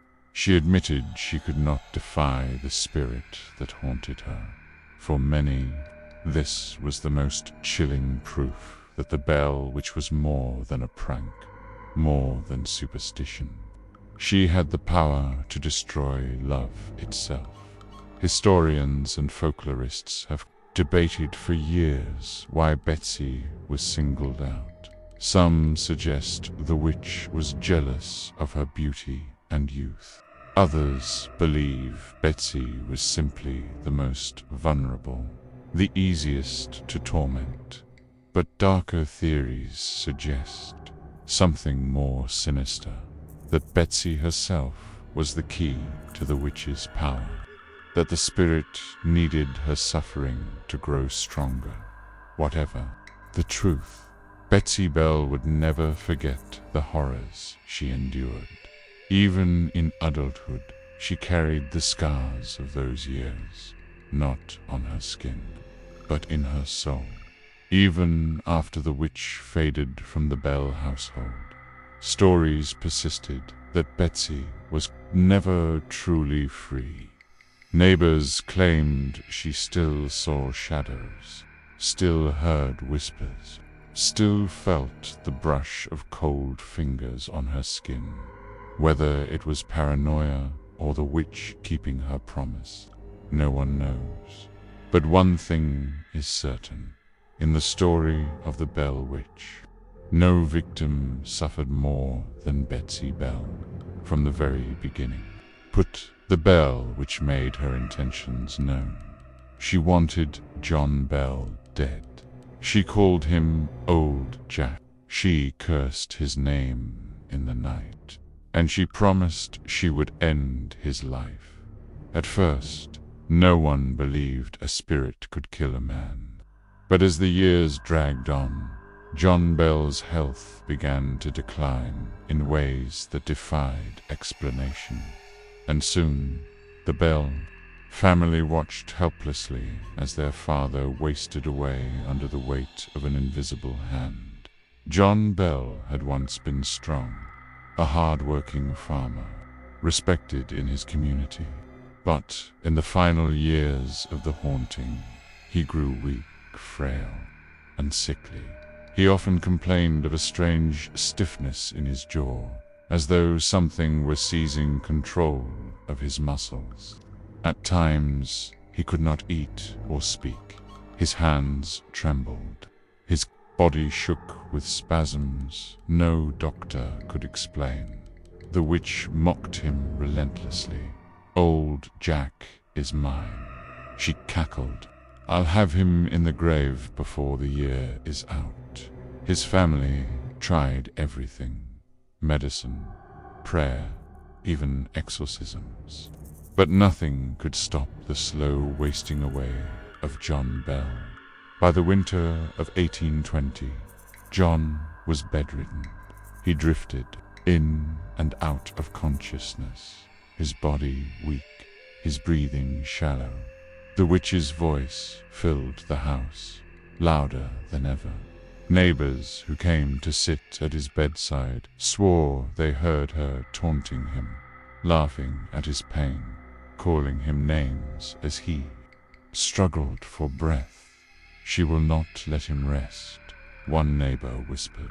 "Be even as he dies. She torments him." Then came the most chilling discovery of all. One morning, when the family prepared John's medicine, they found a strange vial on the shelf, a small bottle filled with a dark, unidentified liquid. No one knew how it got there. The witch's voice echoed through the house as they held it in their hands. "I gave him his medicine last night. It was me who fixed Old Jack's dose. He'll never rise again." The family, horrified, tested the liquid on a cat. The animal convulsed violently and died within minutes. It was poison, and the witch boasted she had administered it to John Bell. On December 20th, 1820, John Bell breathed his last. His death was not peaceful. Witnesses said his face twisted with agony, as though invisible hands were choking him until the very end. And when the final breath left his body, the witch erupted into a chilling celebration. She laughed, she sang, she mocked the grieving family. Neighbors later swore they heard her shrieking with glee, chanting songs as though John Bell's death was her greatest victory. With John Bell's death, the witch's promise had been fulfilled. She had set her sights on a man, tormented him until his body failed, and claimed him as her victim. For the Bells, it was confirmation of their worst fears, that the witch wasn't merely a haunting, but a killer. And for the town of Adams, Tennessee, it was proof that no one was safe from her wrath.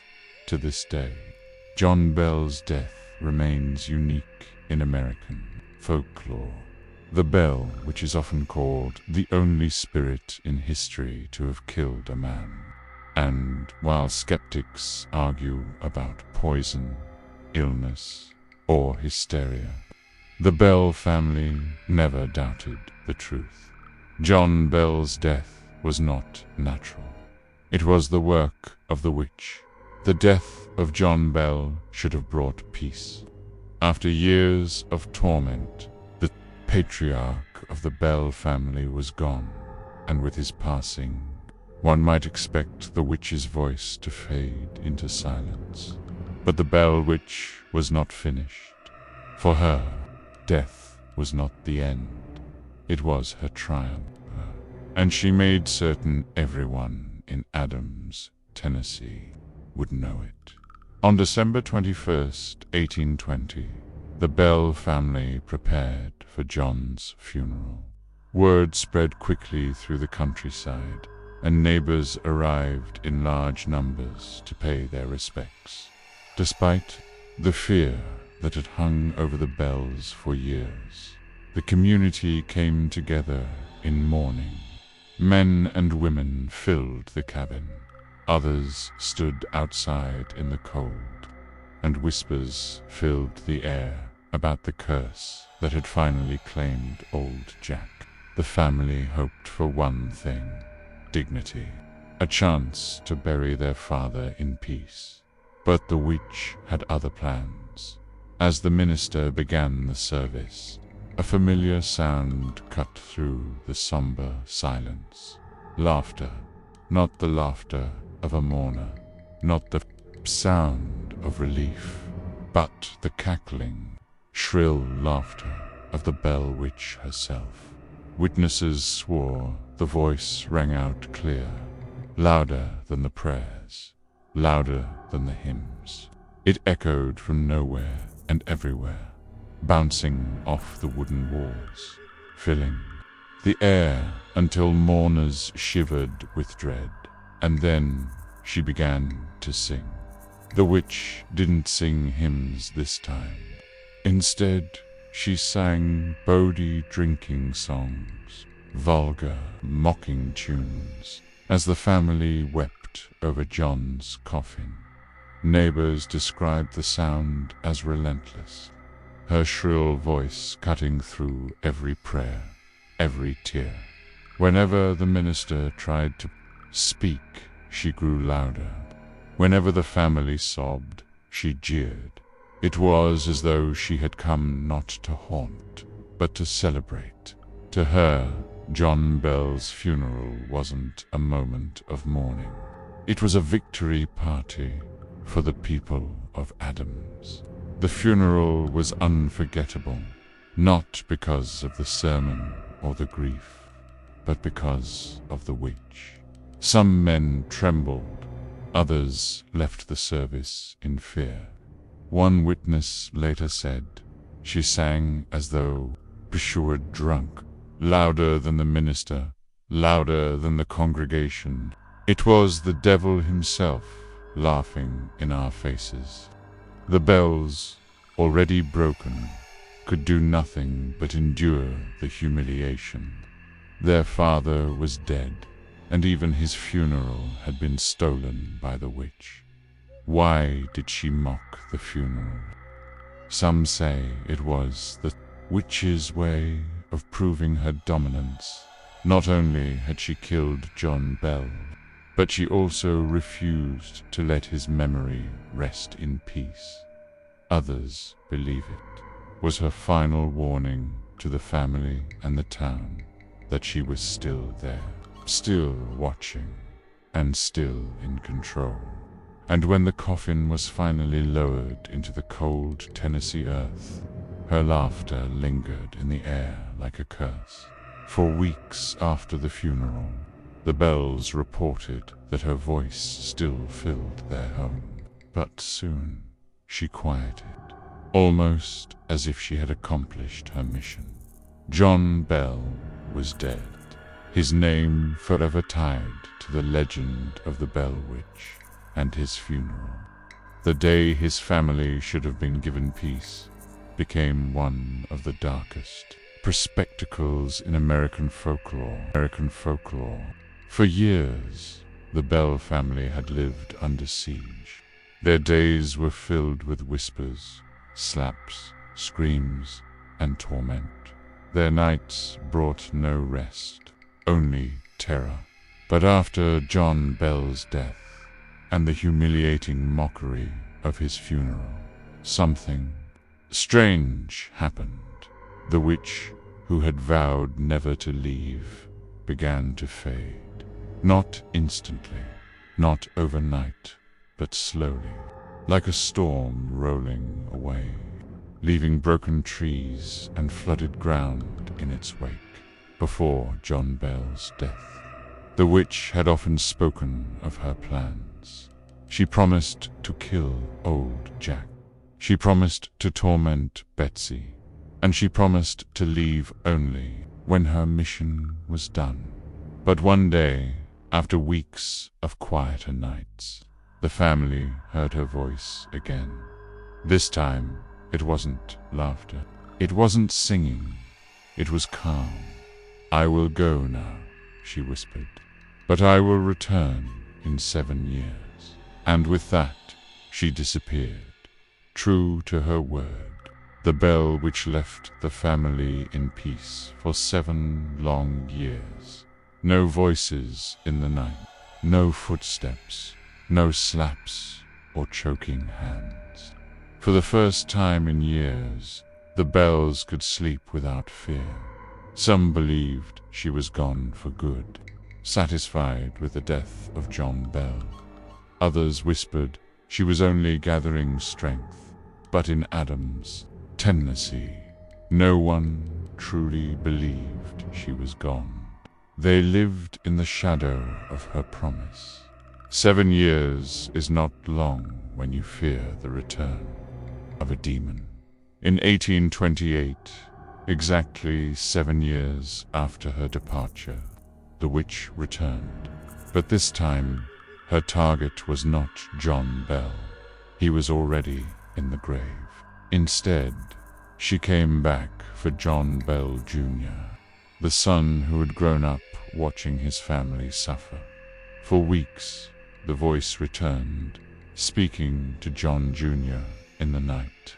But it was different. Gone was the cruel mockery. Gone were the violent slaps. Instead, the witch engaged in long conversations discussing religions, philosophy, and even predictions of the future. Some claimed she spoke of wars yet to come, of political turmoil in America's future. Others believed she was attempting to prove she was more than a simple poltergeist. And then, as suddenly as she returned, she vanished again, before disappearing the witch made one final promise: I will return again in 107 years. That would have been the year 1935. But when 1935 came and went, no one in Adams could say for certain if she had returned. Some claimed strange activity plagued the old Bell farm that year. Others said nothing happened, that the witch had finally abandoned her threats. To this day, no one knows for sure, even though the witch seemed to vanish. The Bells never lived in true peace. The memory of her laughter, the scars she left on Betsy, the humiliation of John Bell's funeral, all of it lingered like smoke after a fire. The community never forgot either. To them, the witch's departure wasn't an ending. It was unfinished business, because a spirit that makes promises doesn't simply fade away. It waits. Even though the witch seemed to vanish, the Bells never lived in true peace.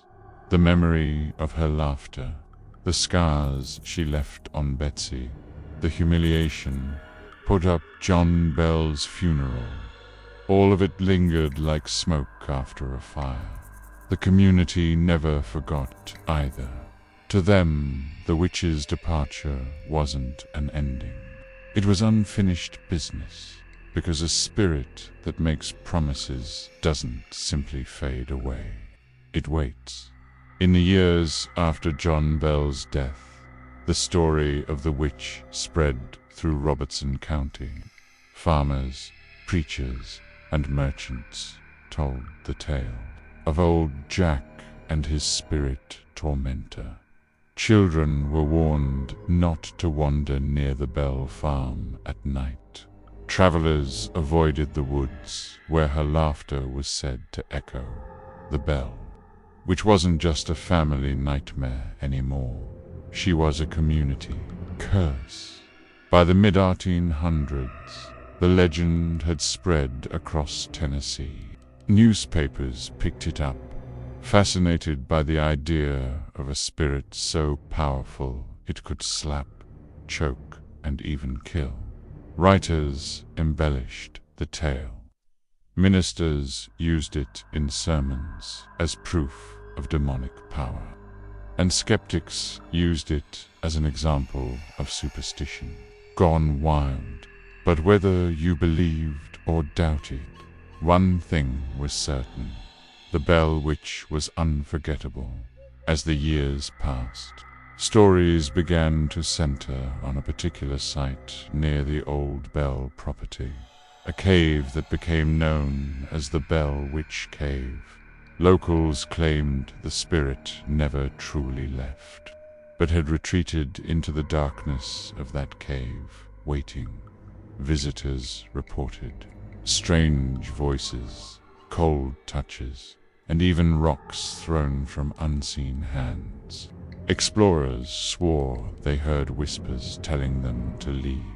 The cave became a place of pilgrimage for the curious and the brave, and for many, it was proof that the Bell Witch was not just a story, but a living presence. By the 20th century, the Bell Witch had become one of America's most famous ghost stories. Books were written, plays were staged, and later films drew inspiration from her terror, including the 1999 movie The Blair Witch Project, which many believe was loosely inspired by the legend. Tourists still travel to Adams, Tennessee, to visit the cave, the old Bell farm site, and the small town where it all began. And many leave with chilling stories of their own. Cameras that stop working, whispers caught on recorders, sudden feelings of dread in the cave's darkness. It seems the Bell, which didn't just torment one family, She found immortality in fear itself. 2 centuries have passed since John Bell's death. Yet the witch's legend is stronger than Pera. Some say she was a demon. Others claim she was the restless spirit of a wronged woman. Still others insist she was nothing more than hysteria and folklore. But regardless of the theory, her story lives on, a haunting that refuses to fade, a voice that refuses to be silenced. And in Adams, Tennessee, the question remains: did the Bell Witch truly leave? Or is she still waiting in the shadows, listening, laughing, preparing to return? For most legends, time is the greatest enemy. Stories fade, memories blur, and what once terrified entire communities becomes nothing more than folklore in dusty books. But the Bell Witch is different. More than 2 centuries after John Bell's death, people still whisper her name. Visitors still flock to the old Bell property and the nearby cave. And some leave with stories eerily similar to those the Bells told in 1817. The witch, it seems, has refused to rest. The Cave of Whispers, the Bell Witch Cave, has become the heart of the legend. Locals believe this dark limestone cavern is where the witch retreated when she left the Bell family behind, and where she waits for anyone foolish enough to enter. Visitors have reported hearing whispers in the dark, even when no one else was present. Some describe the sound of faint laughter, others the chilling voice of a woman saying, "Get out." One man in the 1970s claimed he saw shadows dart across the cave walls, even though his flashlight showed nothing there. Another tourist swore something tugged at her hair, pulling her backward as she tried to leave. The vanishing objects strange. Poltergeist activity has also been reported. Cameras and cell phones mysteriously fail when inside the cave, only to work again once visitors step outside. Rocks have been said to throw themselves across the floor, clattering against the walls, even though no one touched them. And in one terrifying case, a young boy claimed his backpack vanished entirely during a tour, only to be found hours later sitting neatly at the cave entrance, as if placed there by unseen hands. Encounters in the town of Adamsbutt. The cave isn't the only place where the witch makes herself known. Residents of Adams, Tennessee, still tell stories of strange encounters in their homes and on their land. Some say they hear knocks on their doors late at night, only to open them and find no one there. Others claim to hear footsteps following them down empty roads, and a few insist they've heard her voice, that same mocking tone, cackling in the night, just as she did 200 years ago. The curse of the curious skeptics often mock the legend, but even some who come to disprove it leave shaken. Paranormal investigators have brought in cameras, recorders, and scientific instruments. Many of them capture unexplained sounds, voices, laughter, even screams. In one famous case, a team recorded a woman's voice clearly saying, "I am the witch," though no one present had spoken. Others have described overwhelming feelings of dread, sudden nausea, or the sensation of being watched. The witch, it seems, delights in proving herself to anyone who doubts her power. Why she still haunts? Why does the Bell Witch continue to linger when so many other legends failed? Some say it's because her story has been told for so long, giving her power through belief. Others claim she was never a ghost at all, but something darker, something demonic that cannot be banished.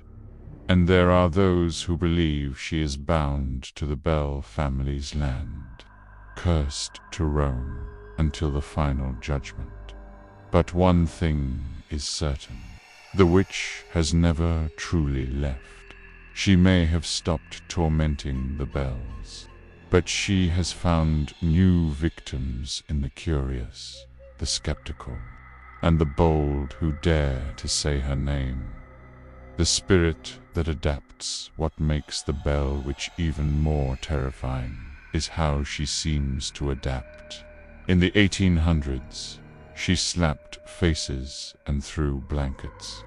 In the 20th century, she toyed with lights, voices, and objects. Today, she disrupts cameras, electronics, and recordings.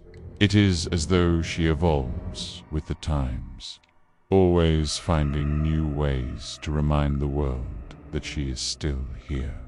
The warning that remains to this day. Guides at the Bell Witch Cave warn visitors to be respectful, mock her, and you may not leave unscathed. Challenge her, and you may hear her laughter in the dark. Because the Bell Witch isn't just a story from the past. She is a legend that still walks in the present, and perhaps one that will stalk into the future. Legends usually die where they are born. A ghost tied to a house, a spirit bound to a family, a curse that fades when the last witness is gone. But the Bell Witch was different. She refused to stay buried in the past. Instead, her voice traveled far beyond Adams, Tennessee, seeping into newspapers, novels, stage plays, and even Hollywood screens. The witch didn't just haunt a family, she haunted America's imagination. From oral tales to the earliest written account of the Bell Witch came in the late 19th century, when newspaper writers began publishing stories about the witch of Tennessee. These reports brought the legend to readers far outside Robertson County. For the first time, people in cities like Nashville, Louisville, and even New York were reading about a spirit that could slap, choke, and kill.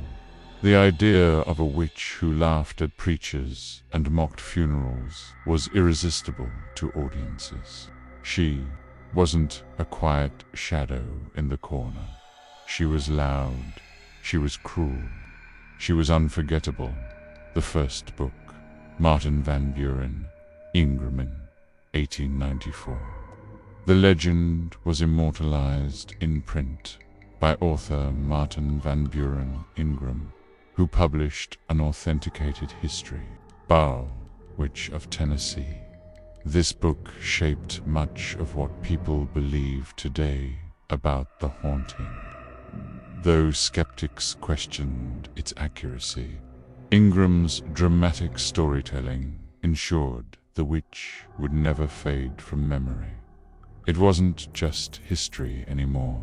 It was folklore, written in ink, bound in pages, and spread across the country. The stage and the screen. By the early 20th century, the Bell Witch had become a character in plays and local performances. Audiences thrilled at reenactments of John Bell's torment, Betsy's haunting, and the witch's infamous laughter. But her influence didn't stop there.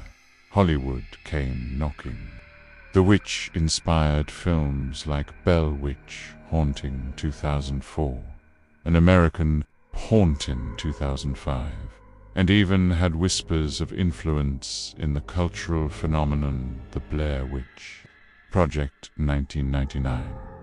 While not a direct adaptation, The Blair Witch Project borrowed heavily from the themes of an unseen, ancient terror in the woods, a spirit that whispered, cursed, and fed on fear. The witch on television paranormal shows also flocked to Adams. Documentaries, ghost hunting, programs, and investigative specials aired episodes on the Bell Witch, exploring the cave and interviewing locals who swore she was still active. Each retelling added fuel to the fire, ensuring the witch's story stayed alive in the minds of every new generation of viewers. The internet, aging the 21st century. The Bell Witch found a new home. The internet.YouTube channels, podcasts, and online articles retold the legend to millions of curious listeners. Paranormal forums buzzed with stories of people who claimed to have visited the Bell Witch Cave and left with terrifying experiences. TikTok creators have even revived the tale for younger audiences, filming spooky reenactments and claiming to hear whispers in the cave. The witch, it seems, has adapted to every form of media, from whispers around a fire to viral clips on phones. Why?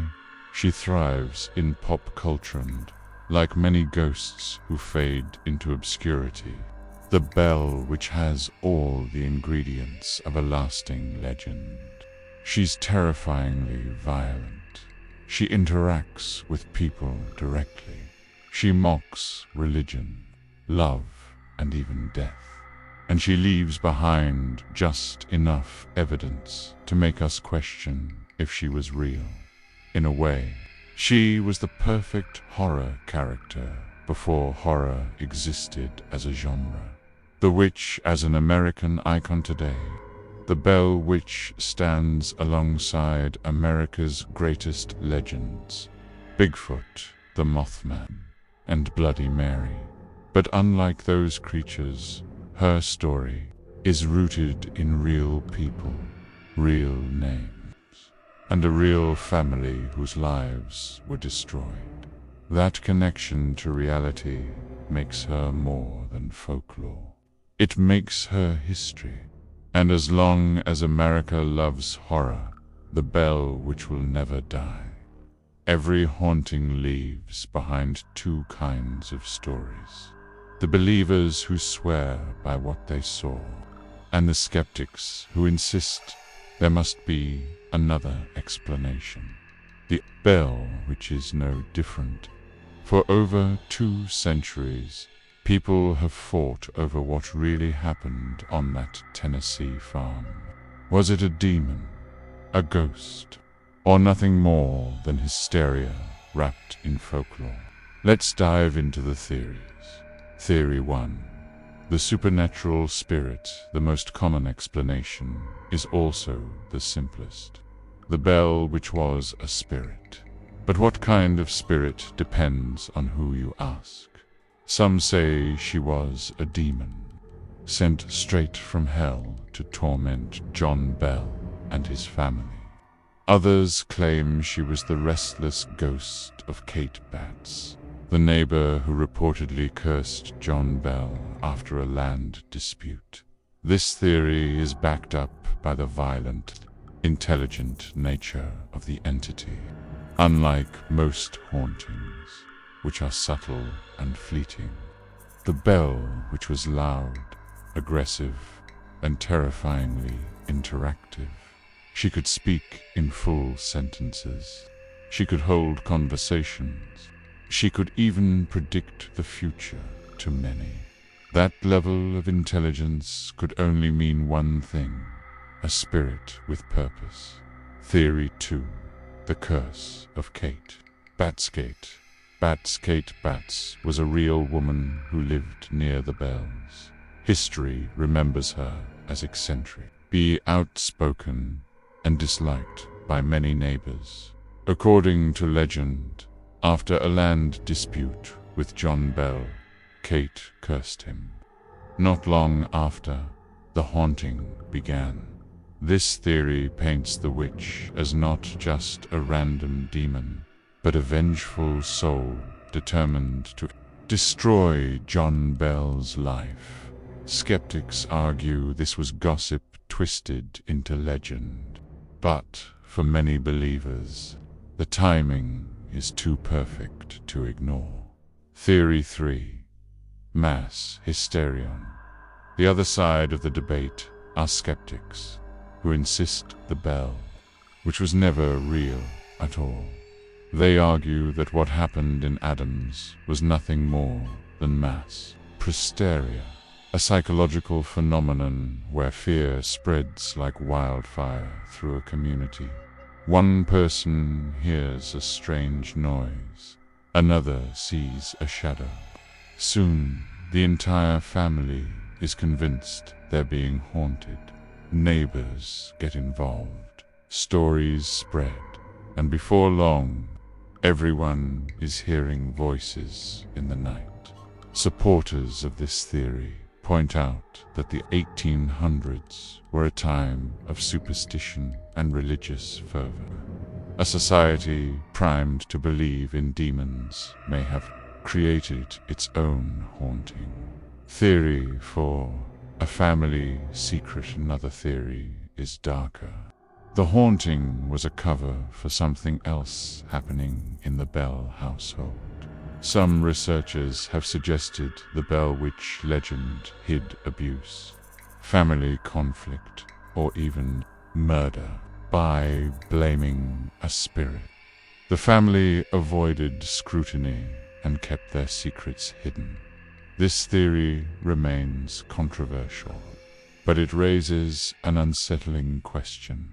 What if the real horror wasn't supernatural at all? Theory 5.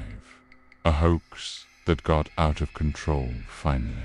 Some argue the entire story was a hoax, started by one person and fueled by the community's imagination. Perhaps a family member faked noises. Perhaps neighbors exaggerated tales. Over time, the hoax grew until no one could tell truth from fiction. The biggest flaw in this theory, however, is the sheer number of witnesses.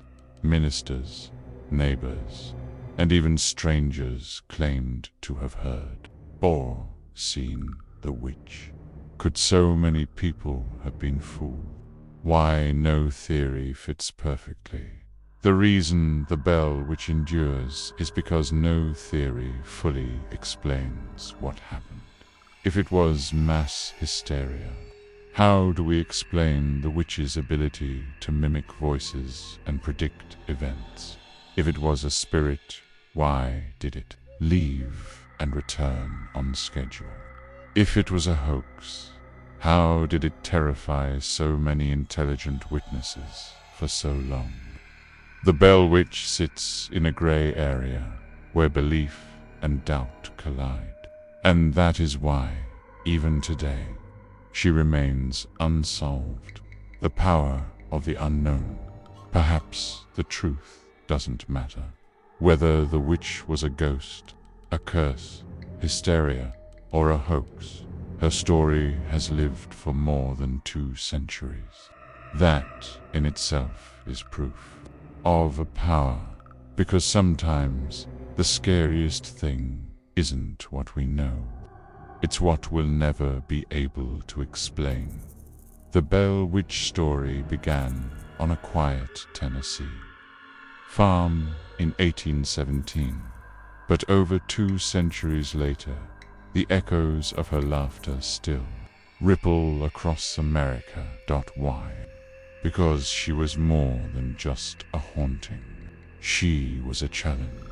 The Bell which forced people to confront questions that remain unanswered even today. A spirit that defined American ghost lore before the Bell Witch. American ghost stories were whispers in local communities, fragments of tales brought from Europe or passed down in families. But the Bell Witch was different. She was loud. She was violent. She was impossible to ignore. Her story spread far beyond Robertson County. Newspapers, books, and oral tales carried her legend across the nation. She became the blueprint for American poltergeists, a spirit that could speak, slap, mock, and even kill in a way. The Bell Witch was America's first modern haunting, setting the stage for every ghost story that followed. The curse that outlived its victims, John Bell, is long dead. Betsy grew old and passed away. Every witness has turned to dust, and yet the witch remains. She still haunts the cave. She still whispers to visitors. She still lives in the minds of those who dare to speak her name. It is rare for a legend to outlive the people who birthed it, but the Bell Witch is proof that some stories refuse to die. Fear that adapts with time in the 1800s. She slammed doors and slapped faces. In the 1900s, she disrupted electricity and mocked funeral services.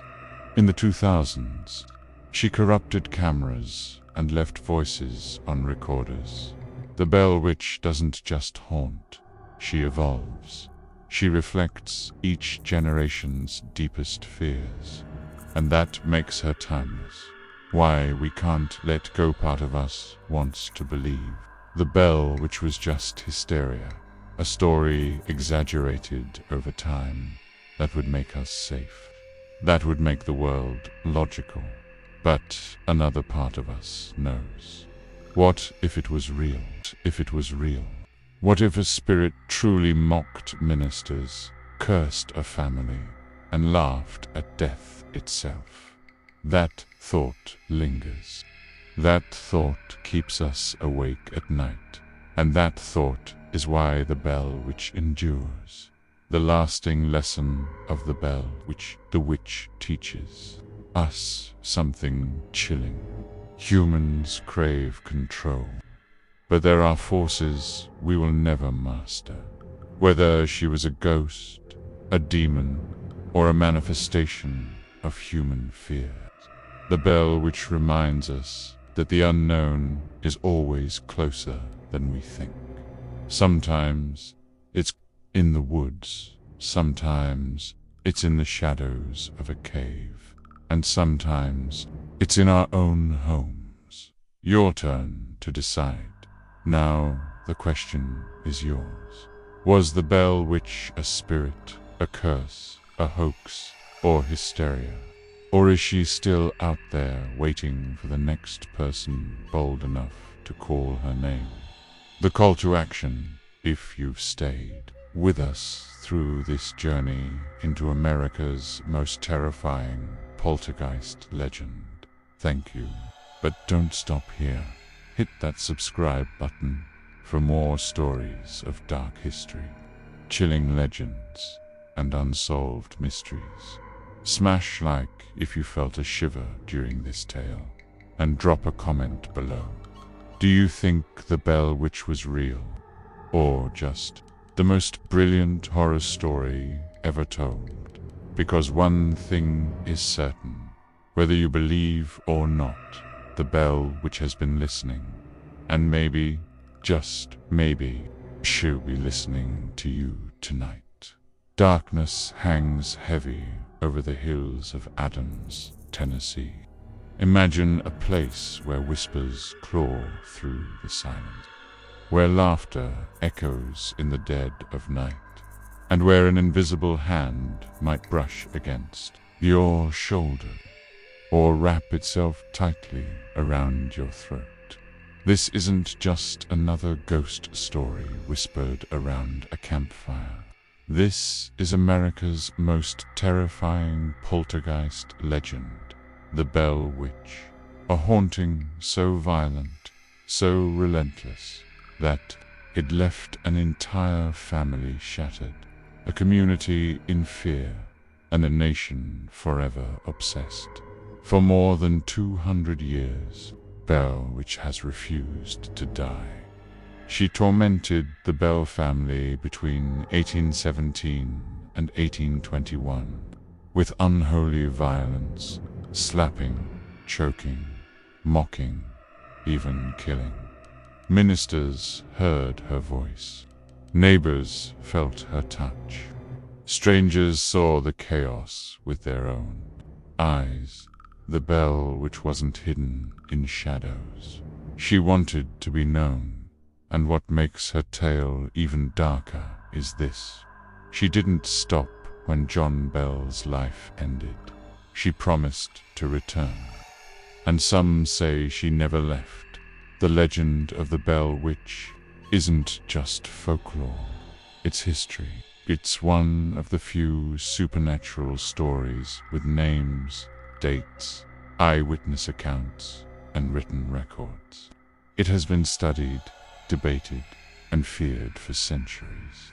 From whispered tales in the 1800s to documentaries, films, and viral internet stories.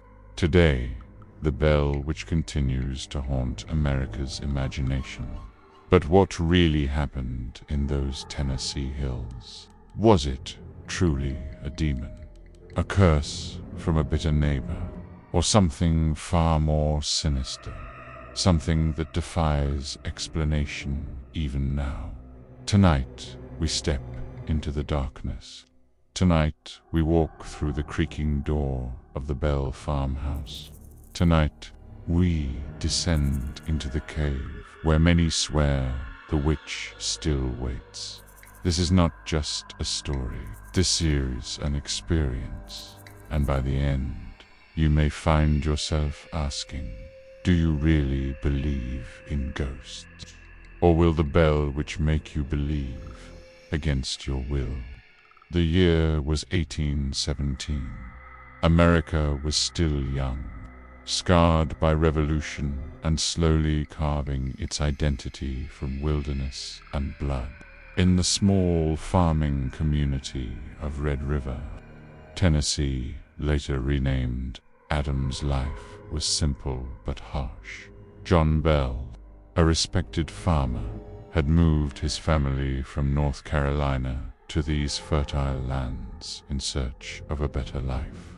By all accounts, the Bells were hard-working, religious, and well-liked by most neighbors.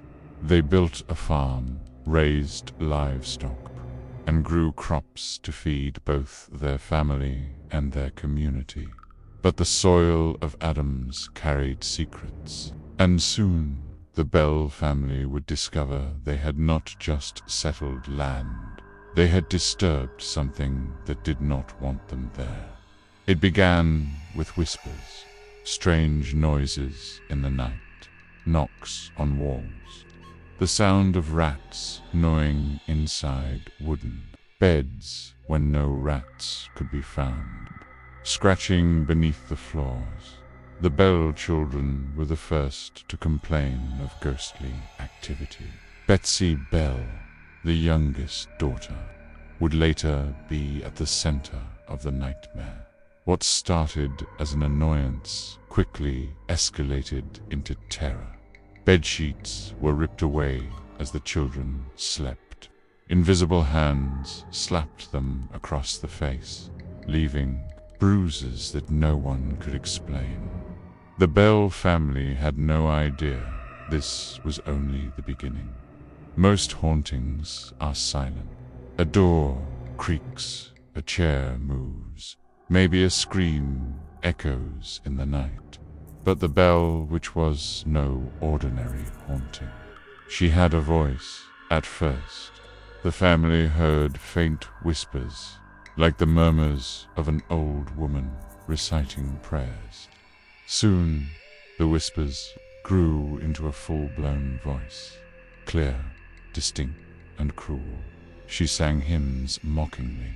She quoted scripture with venom. She argued with visitors, debating theology and politics. Witnesses swore she could imitate anyone she heard, mimicking voices with chilling accuracy. And she seemed to have one purpose: to destroy John Bell. The entity cursed him day and night, calling him vile names, mocking his weakness, and promising his death.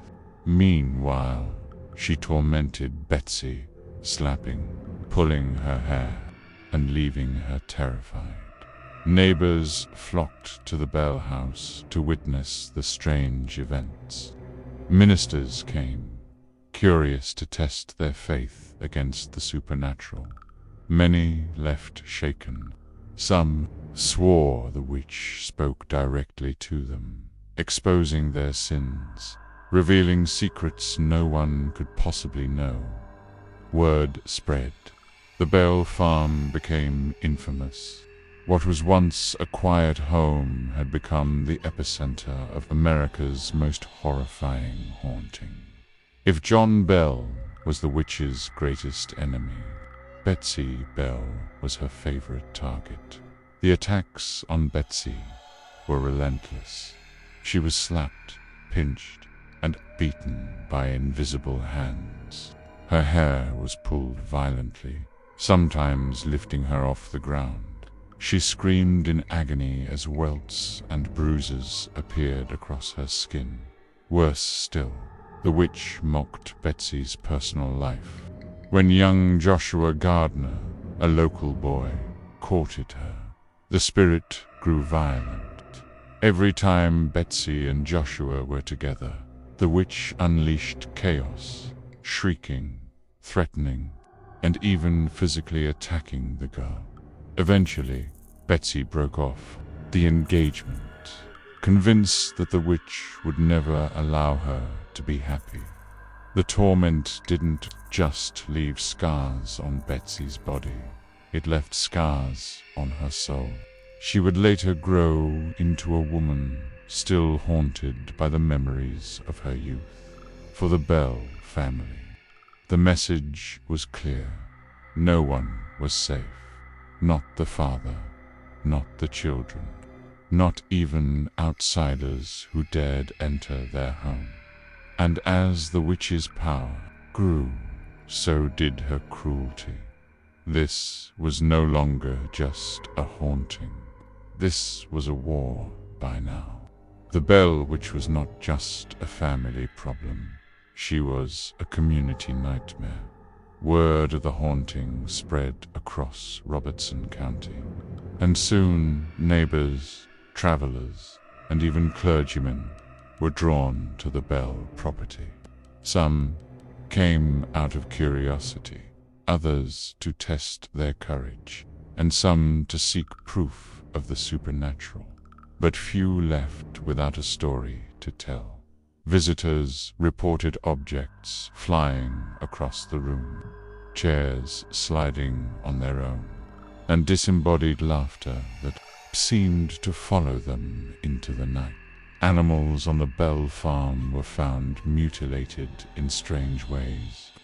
Crops wilted under unnatural conditions.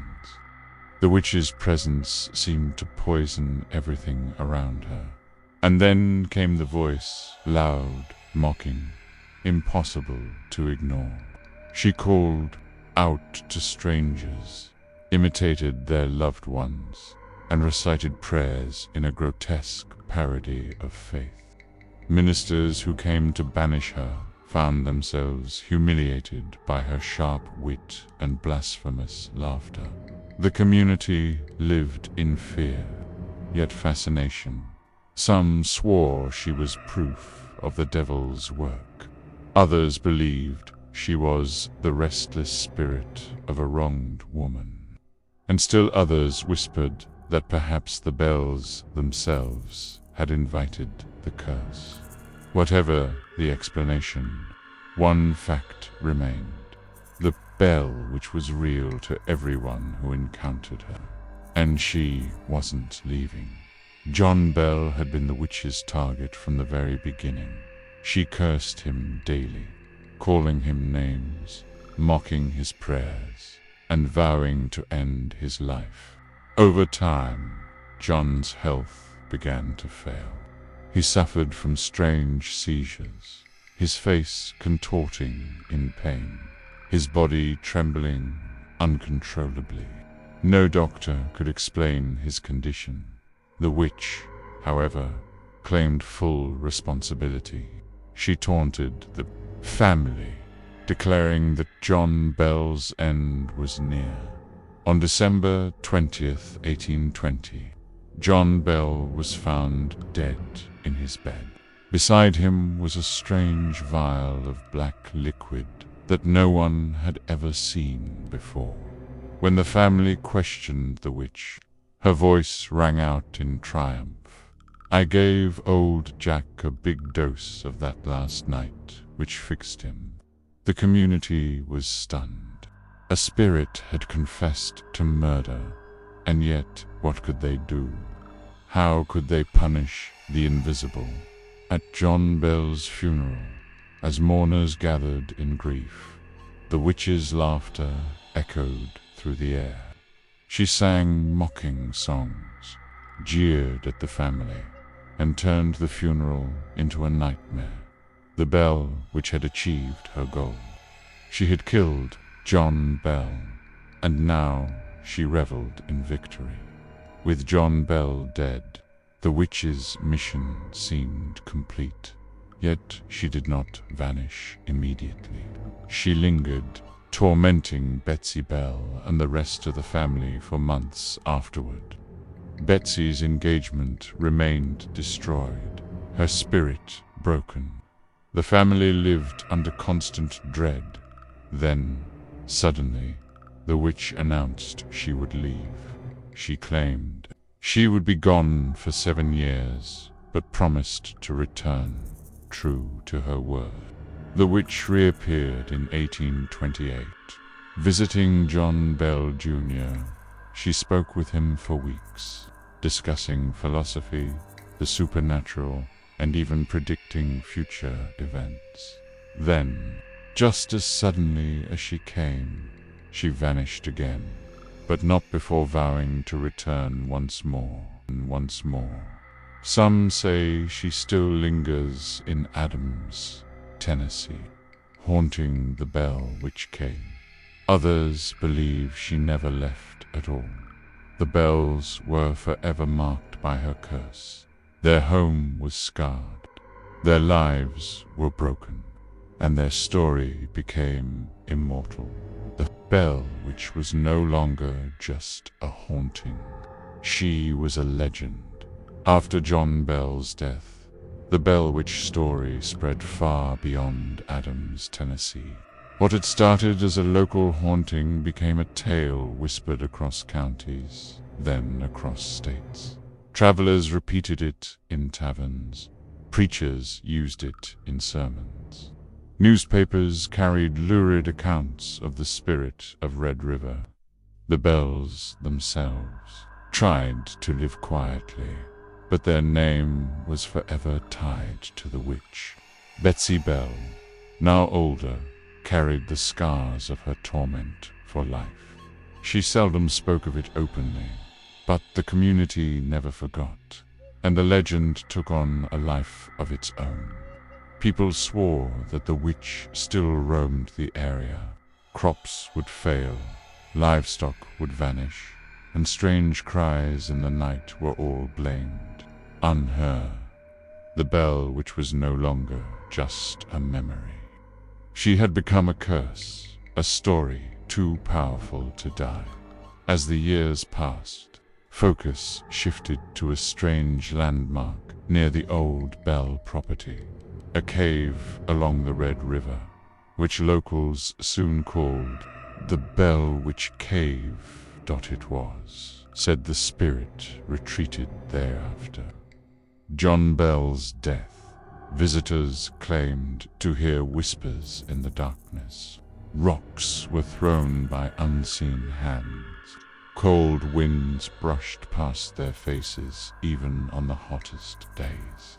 Some explorers reported voices mocking them. Others swore they felt invisible fingers tugging at their clothes. By the 20th century, the cave became a hotspot for tourists, ghost hunters, and thrill seekers. Cameras malfunctioned. Recordings captured eerie voices. Even skeptics admitted the place carried an unnatural heaviness. The Bell Witch Cave remains one of America's most infamous haunted sites. For many, it is proof that the witch never left. She simply moved underground, waiting in the shadows. Of course, not everyone believed. By the late 1800s, skeptics began offering explanations. Some claimed the haunting was a hoax, orchestrated by the Bells themselves for attention or revenge against neighbors. Others said it was hysteria, a mix of fear, rumor, and superstition in a deeply religious community. Psychologists pointed to Betsy Bell, suggesting her torments might have been symptoms of trauma, exaggerated by the imagination of others. Some even accused her of faking the attacks. But the problem with skepticism was this: too many witnesses claimed to have experienced the witch firsthand. Ministers, farmers, strangers passing through. People with no reason to lie. The more skeptics tried to explain the Bell Witch away, the more stubbornly the legend grew. For believers, the denials only proved one thing: the witch's power was real, and her story was too strong to silence. By the mid-19th century, the Bell Witch had leaped from oral storytelling into the written word. The most famous account came in 1894, when Martin Van Buren Ingram published an authenticated history of the Bell Witch. Ingram's book immortalized the tale, claiming to use first-hand reports and family records.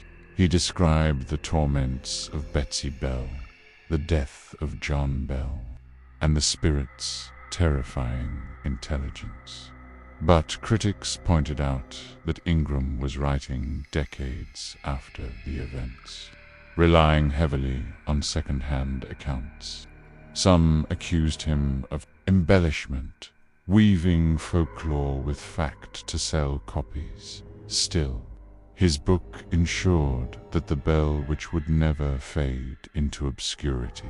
Readers across the United States devoured the story, cementing it as a staple of Southern spooklore and one of America's most enduring ghost tales. The witch was no longer just a local legend. She was national. As the 20th century rolled in, the Bell Witch became a pop culture phenomenon. Her story was retold in plays, novels, and later films. Ghost hunters placed her at the top of their must-investigate lists. Paranormal television shows declared the Bell Witch Cave one of the most haunted places in America. Hollywood, always hungry for horror, drew inspiration from her legend, while not always named directly. Echoes of the Bell Witch appear in countless movies about violent spirits, demonic possessions, and poltergeists that physically attack their victims. The witch had transformed from a rural ghost story into a pop icon of horror. She wasn't just folklore anymore. She was entertainment and terror for the masses. In 1999, a low-budget horror film called The Blair Witch Project shocked audiences and redefined the genre. Though set in Maryland, presented as a fictional story, many believe it was heavily inspired by the Blair Witch legend. The themes were unmistakable and invisible, malevolent witch spirit tormenting people in the woods, strange noises at night, and a lingering sense of dread that could never be explained.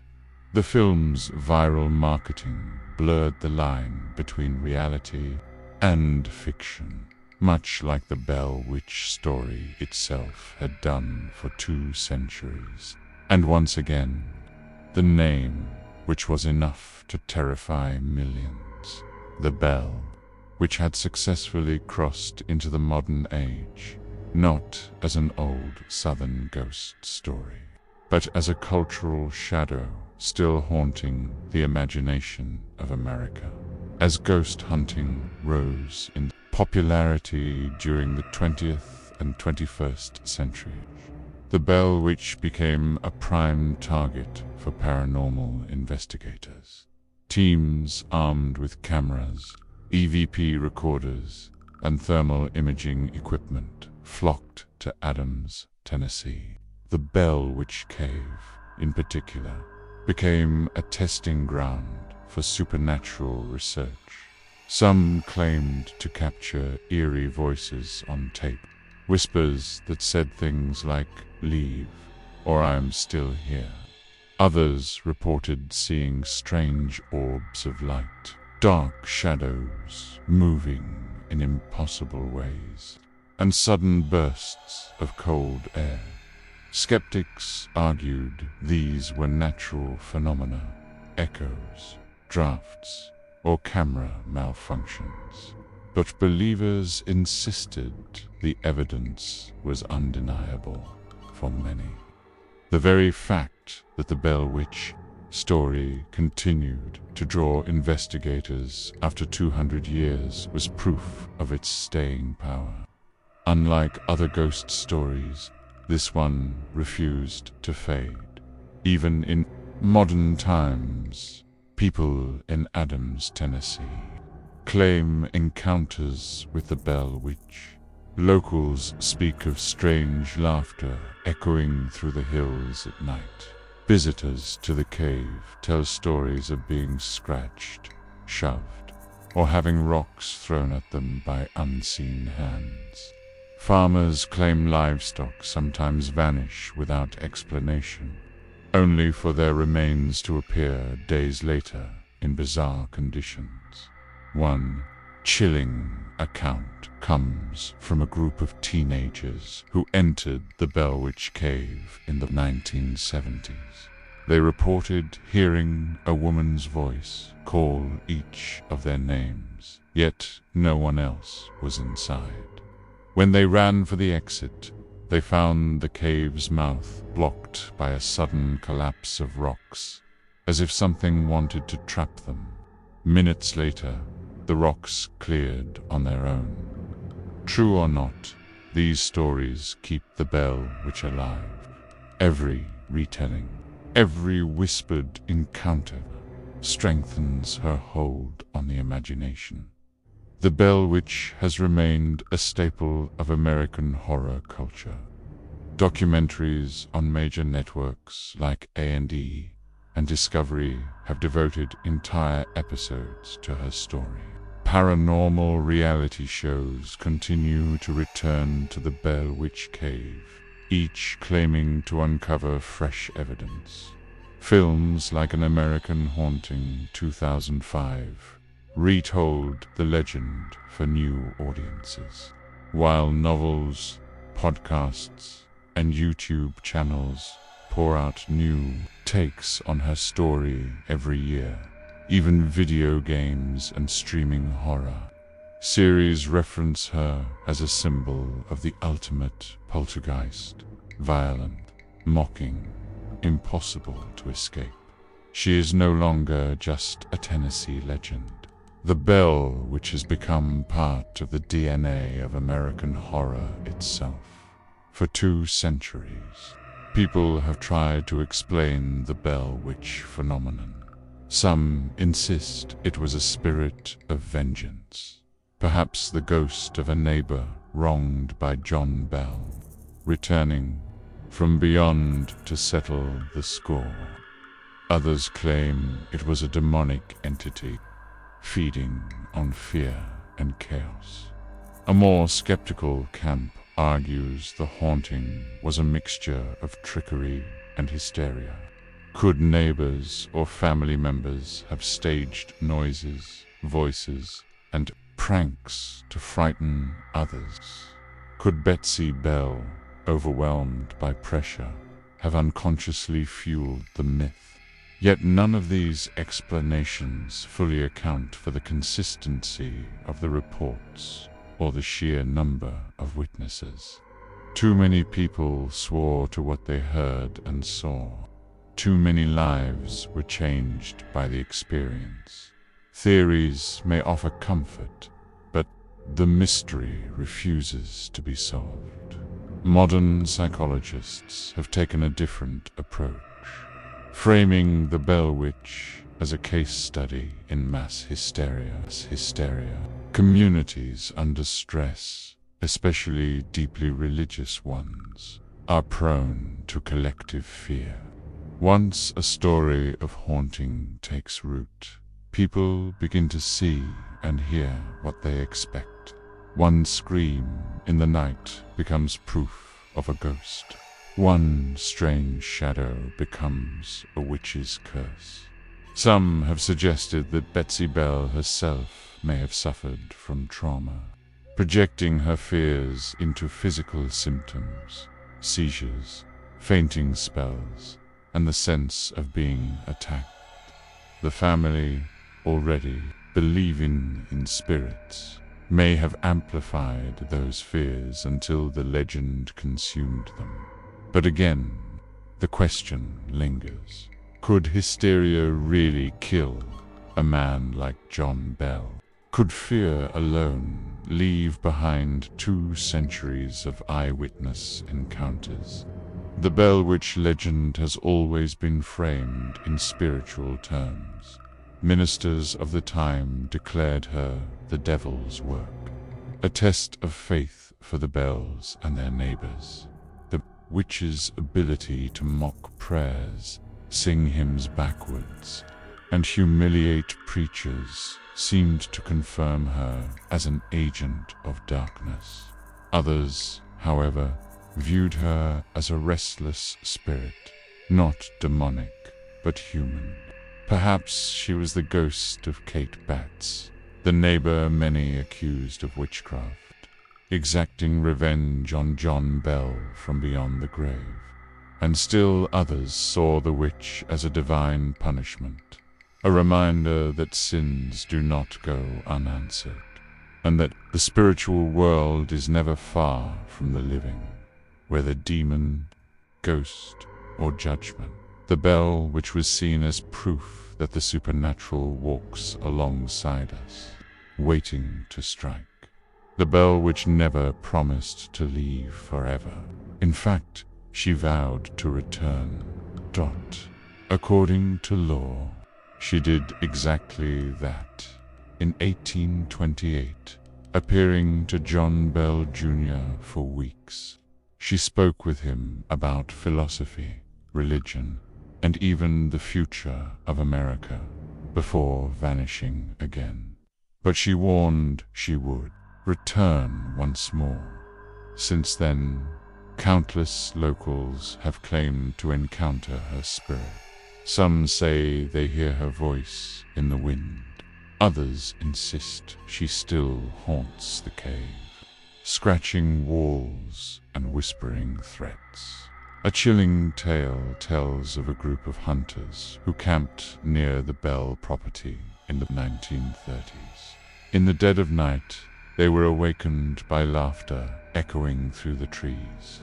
Their campfire was suddenly snuffed out, and when they relit it, one man's rifle was bent completely in half. No human hands could have done it. whether the witch truly returned, or whether fear simply kept her alive. The Bell Witch story refuses to fade into the past. By the 20th century, the Bell Witch had become more than a ghost story. She was an industry. The Bell Witch Cave opened to tourists, drawing thrill seekers from across the country. Souvenirs, ghost tours, and reenactments turned the haunting into a spectacle. Every Halloween, Adams, Tennessee, transformed into a hub of paranormal tourism. But commercialization came with controversy. Some accused tour operators of exploiting tragedy, turning the Bell's suffering into entertainment. Others argued it was a way to keep history alive, ensuring new generations never forget America's most famous haunting. Regardless of motive, the Bell Witch had achieved something rare. She became both a ghost and a brand. Her name alone was enough to attract crowds, money, and endless fascination. Even in an age of science and skepticism, the Bell Witch still frightens. Locals warn against speaking her name at night, fearing it might invite her attention. Some visitors leave the cave shaken, claiming scratches, bruises, or whispers followed them home. In 2014, a paranormal investigation team reported capturing a clear EVP of a woman's voice saying, "I'm watching you." For some, the witch is nothing more than folklore. For others, she's proof that evil lingers in the world, waiting for the right moment to strike again. And perhaps that is why her legend endures. The Bell Witch represents the fear we can't explain, the terror we can't defeat, and the haunting that refuses to die. The Bell Witch legend is more than just a ghost story. It is a mirror reflecting the fears, beliefs, and imagination of America for over 200 years. Think about it. A rural family in 1817 Tennessee became the center of a tale that still thrives today. John Bell's mysterious death, Betsy's torment, voices in the night mocking preachers, foretelling disasters, and promising a return. The witch did not simply haunt a cabin. She haunted history itself. And what's most chilling is this: the Bell Witch legend refuses to end. Unlike so many ghost stories that fade with time, this one adapts, changes, and evolves. Each generation adds new sightings, new encounters, new terror. The witch survives because people keep telling her story. Ask yourself, is that proof of hysteria? Poor proof of something far more real. When you stand at the mouth of the Bell Witch Cave, you feel it. The air grows heavy. The silence becomes unnatural. Even skeptics admit there's something there, something waiting, something watching. And if the witch truly keeps her word, then perhaps she is not done yet. Maybe she never left. Maybe, even now, as you listen to this story, she is closer than you think. So the next time you hear laughter in the dark, or feel cold fingers brush the back of your neck, remember this: the Bell Witch has always promised to return, and legends that refuse to die usually don't. Now, it's your turn. Do you believe the Bell Witch was real? Was it a demon, a ghost, or something darker, beyond explanation? Drop your thoughts in the comments, because this is one mystery where every opinion matters, and every voice adds fuel to the legend. And if you want more journeys into America's darkest history, the forgotten myths and the chilling legends that still haunt us today, make sure to hit that subscribe button. Tap the bell icon so you never miss a story that might just keep you up at night. Because here, on this channel, the past is never really gone. The shadows are never empty, and the witch is never truly silent. Until next time, stay curious, stay brave, and remember, some legends never die.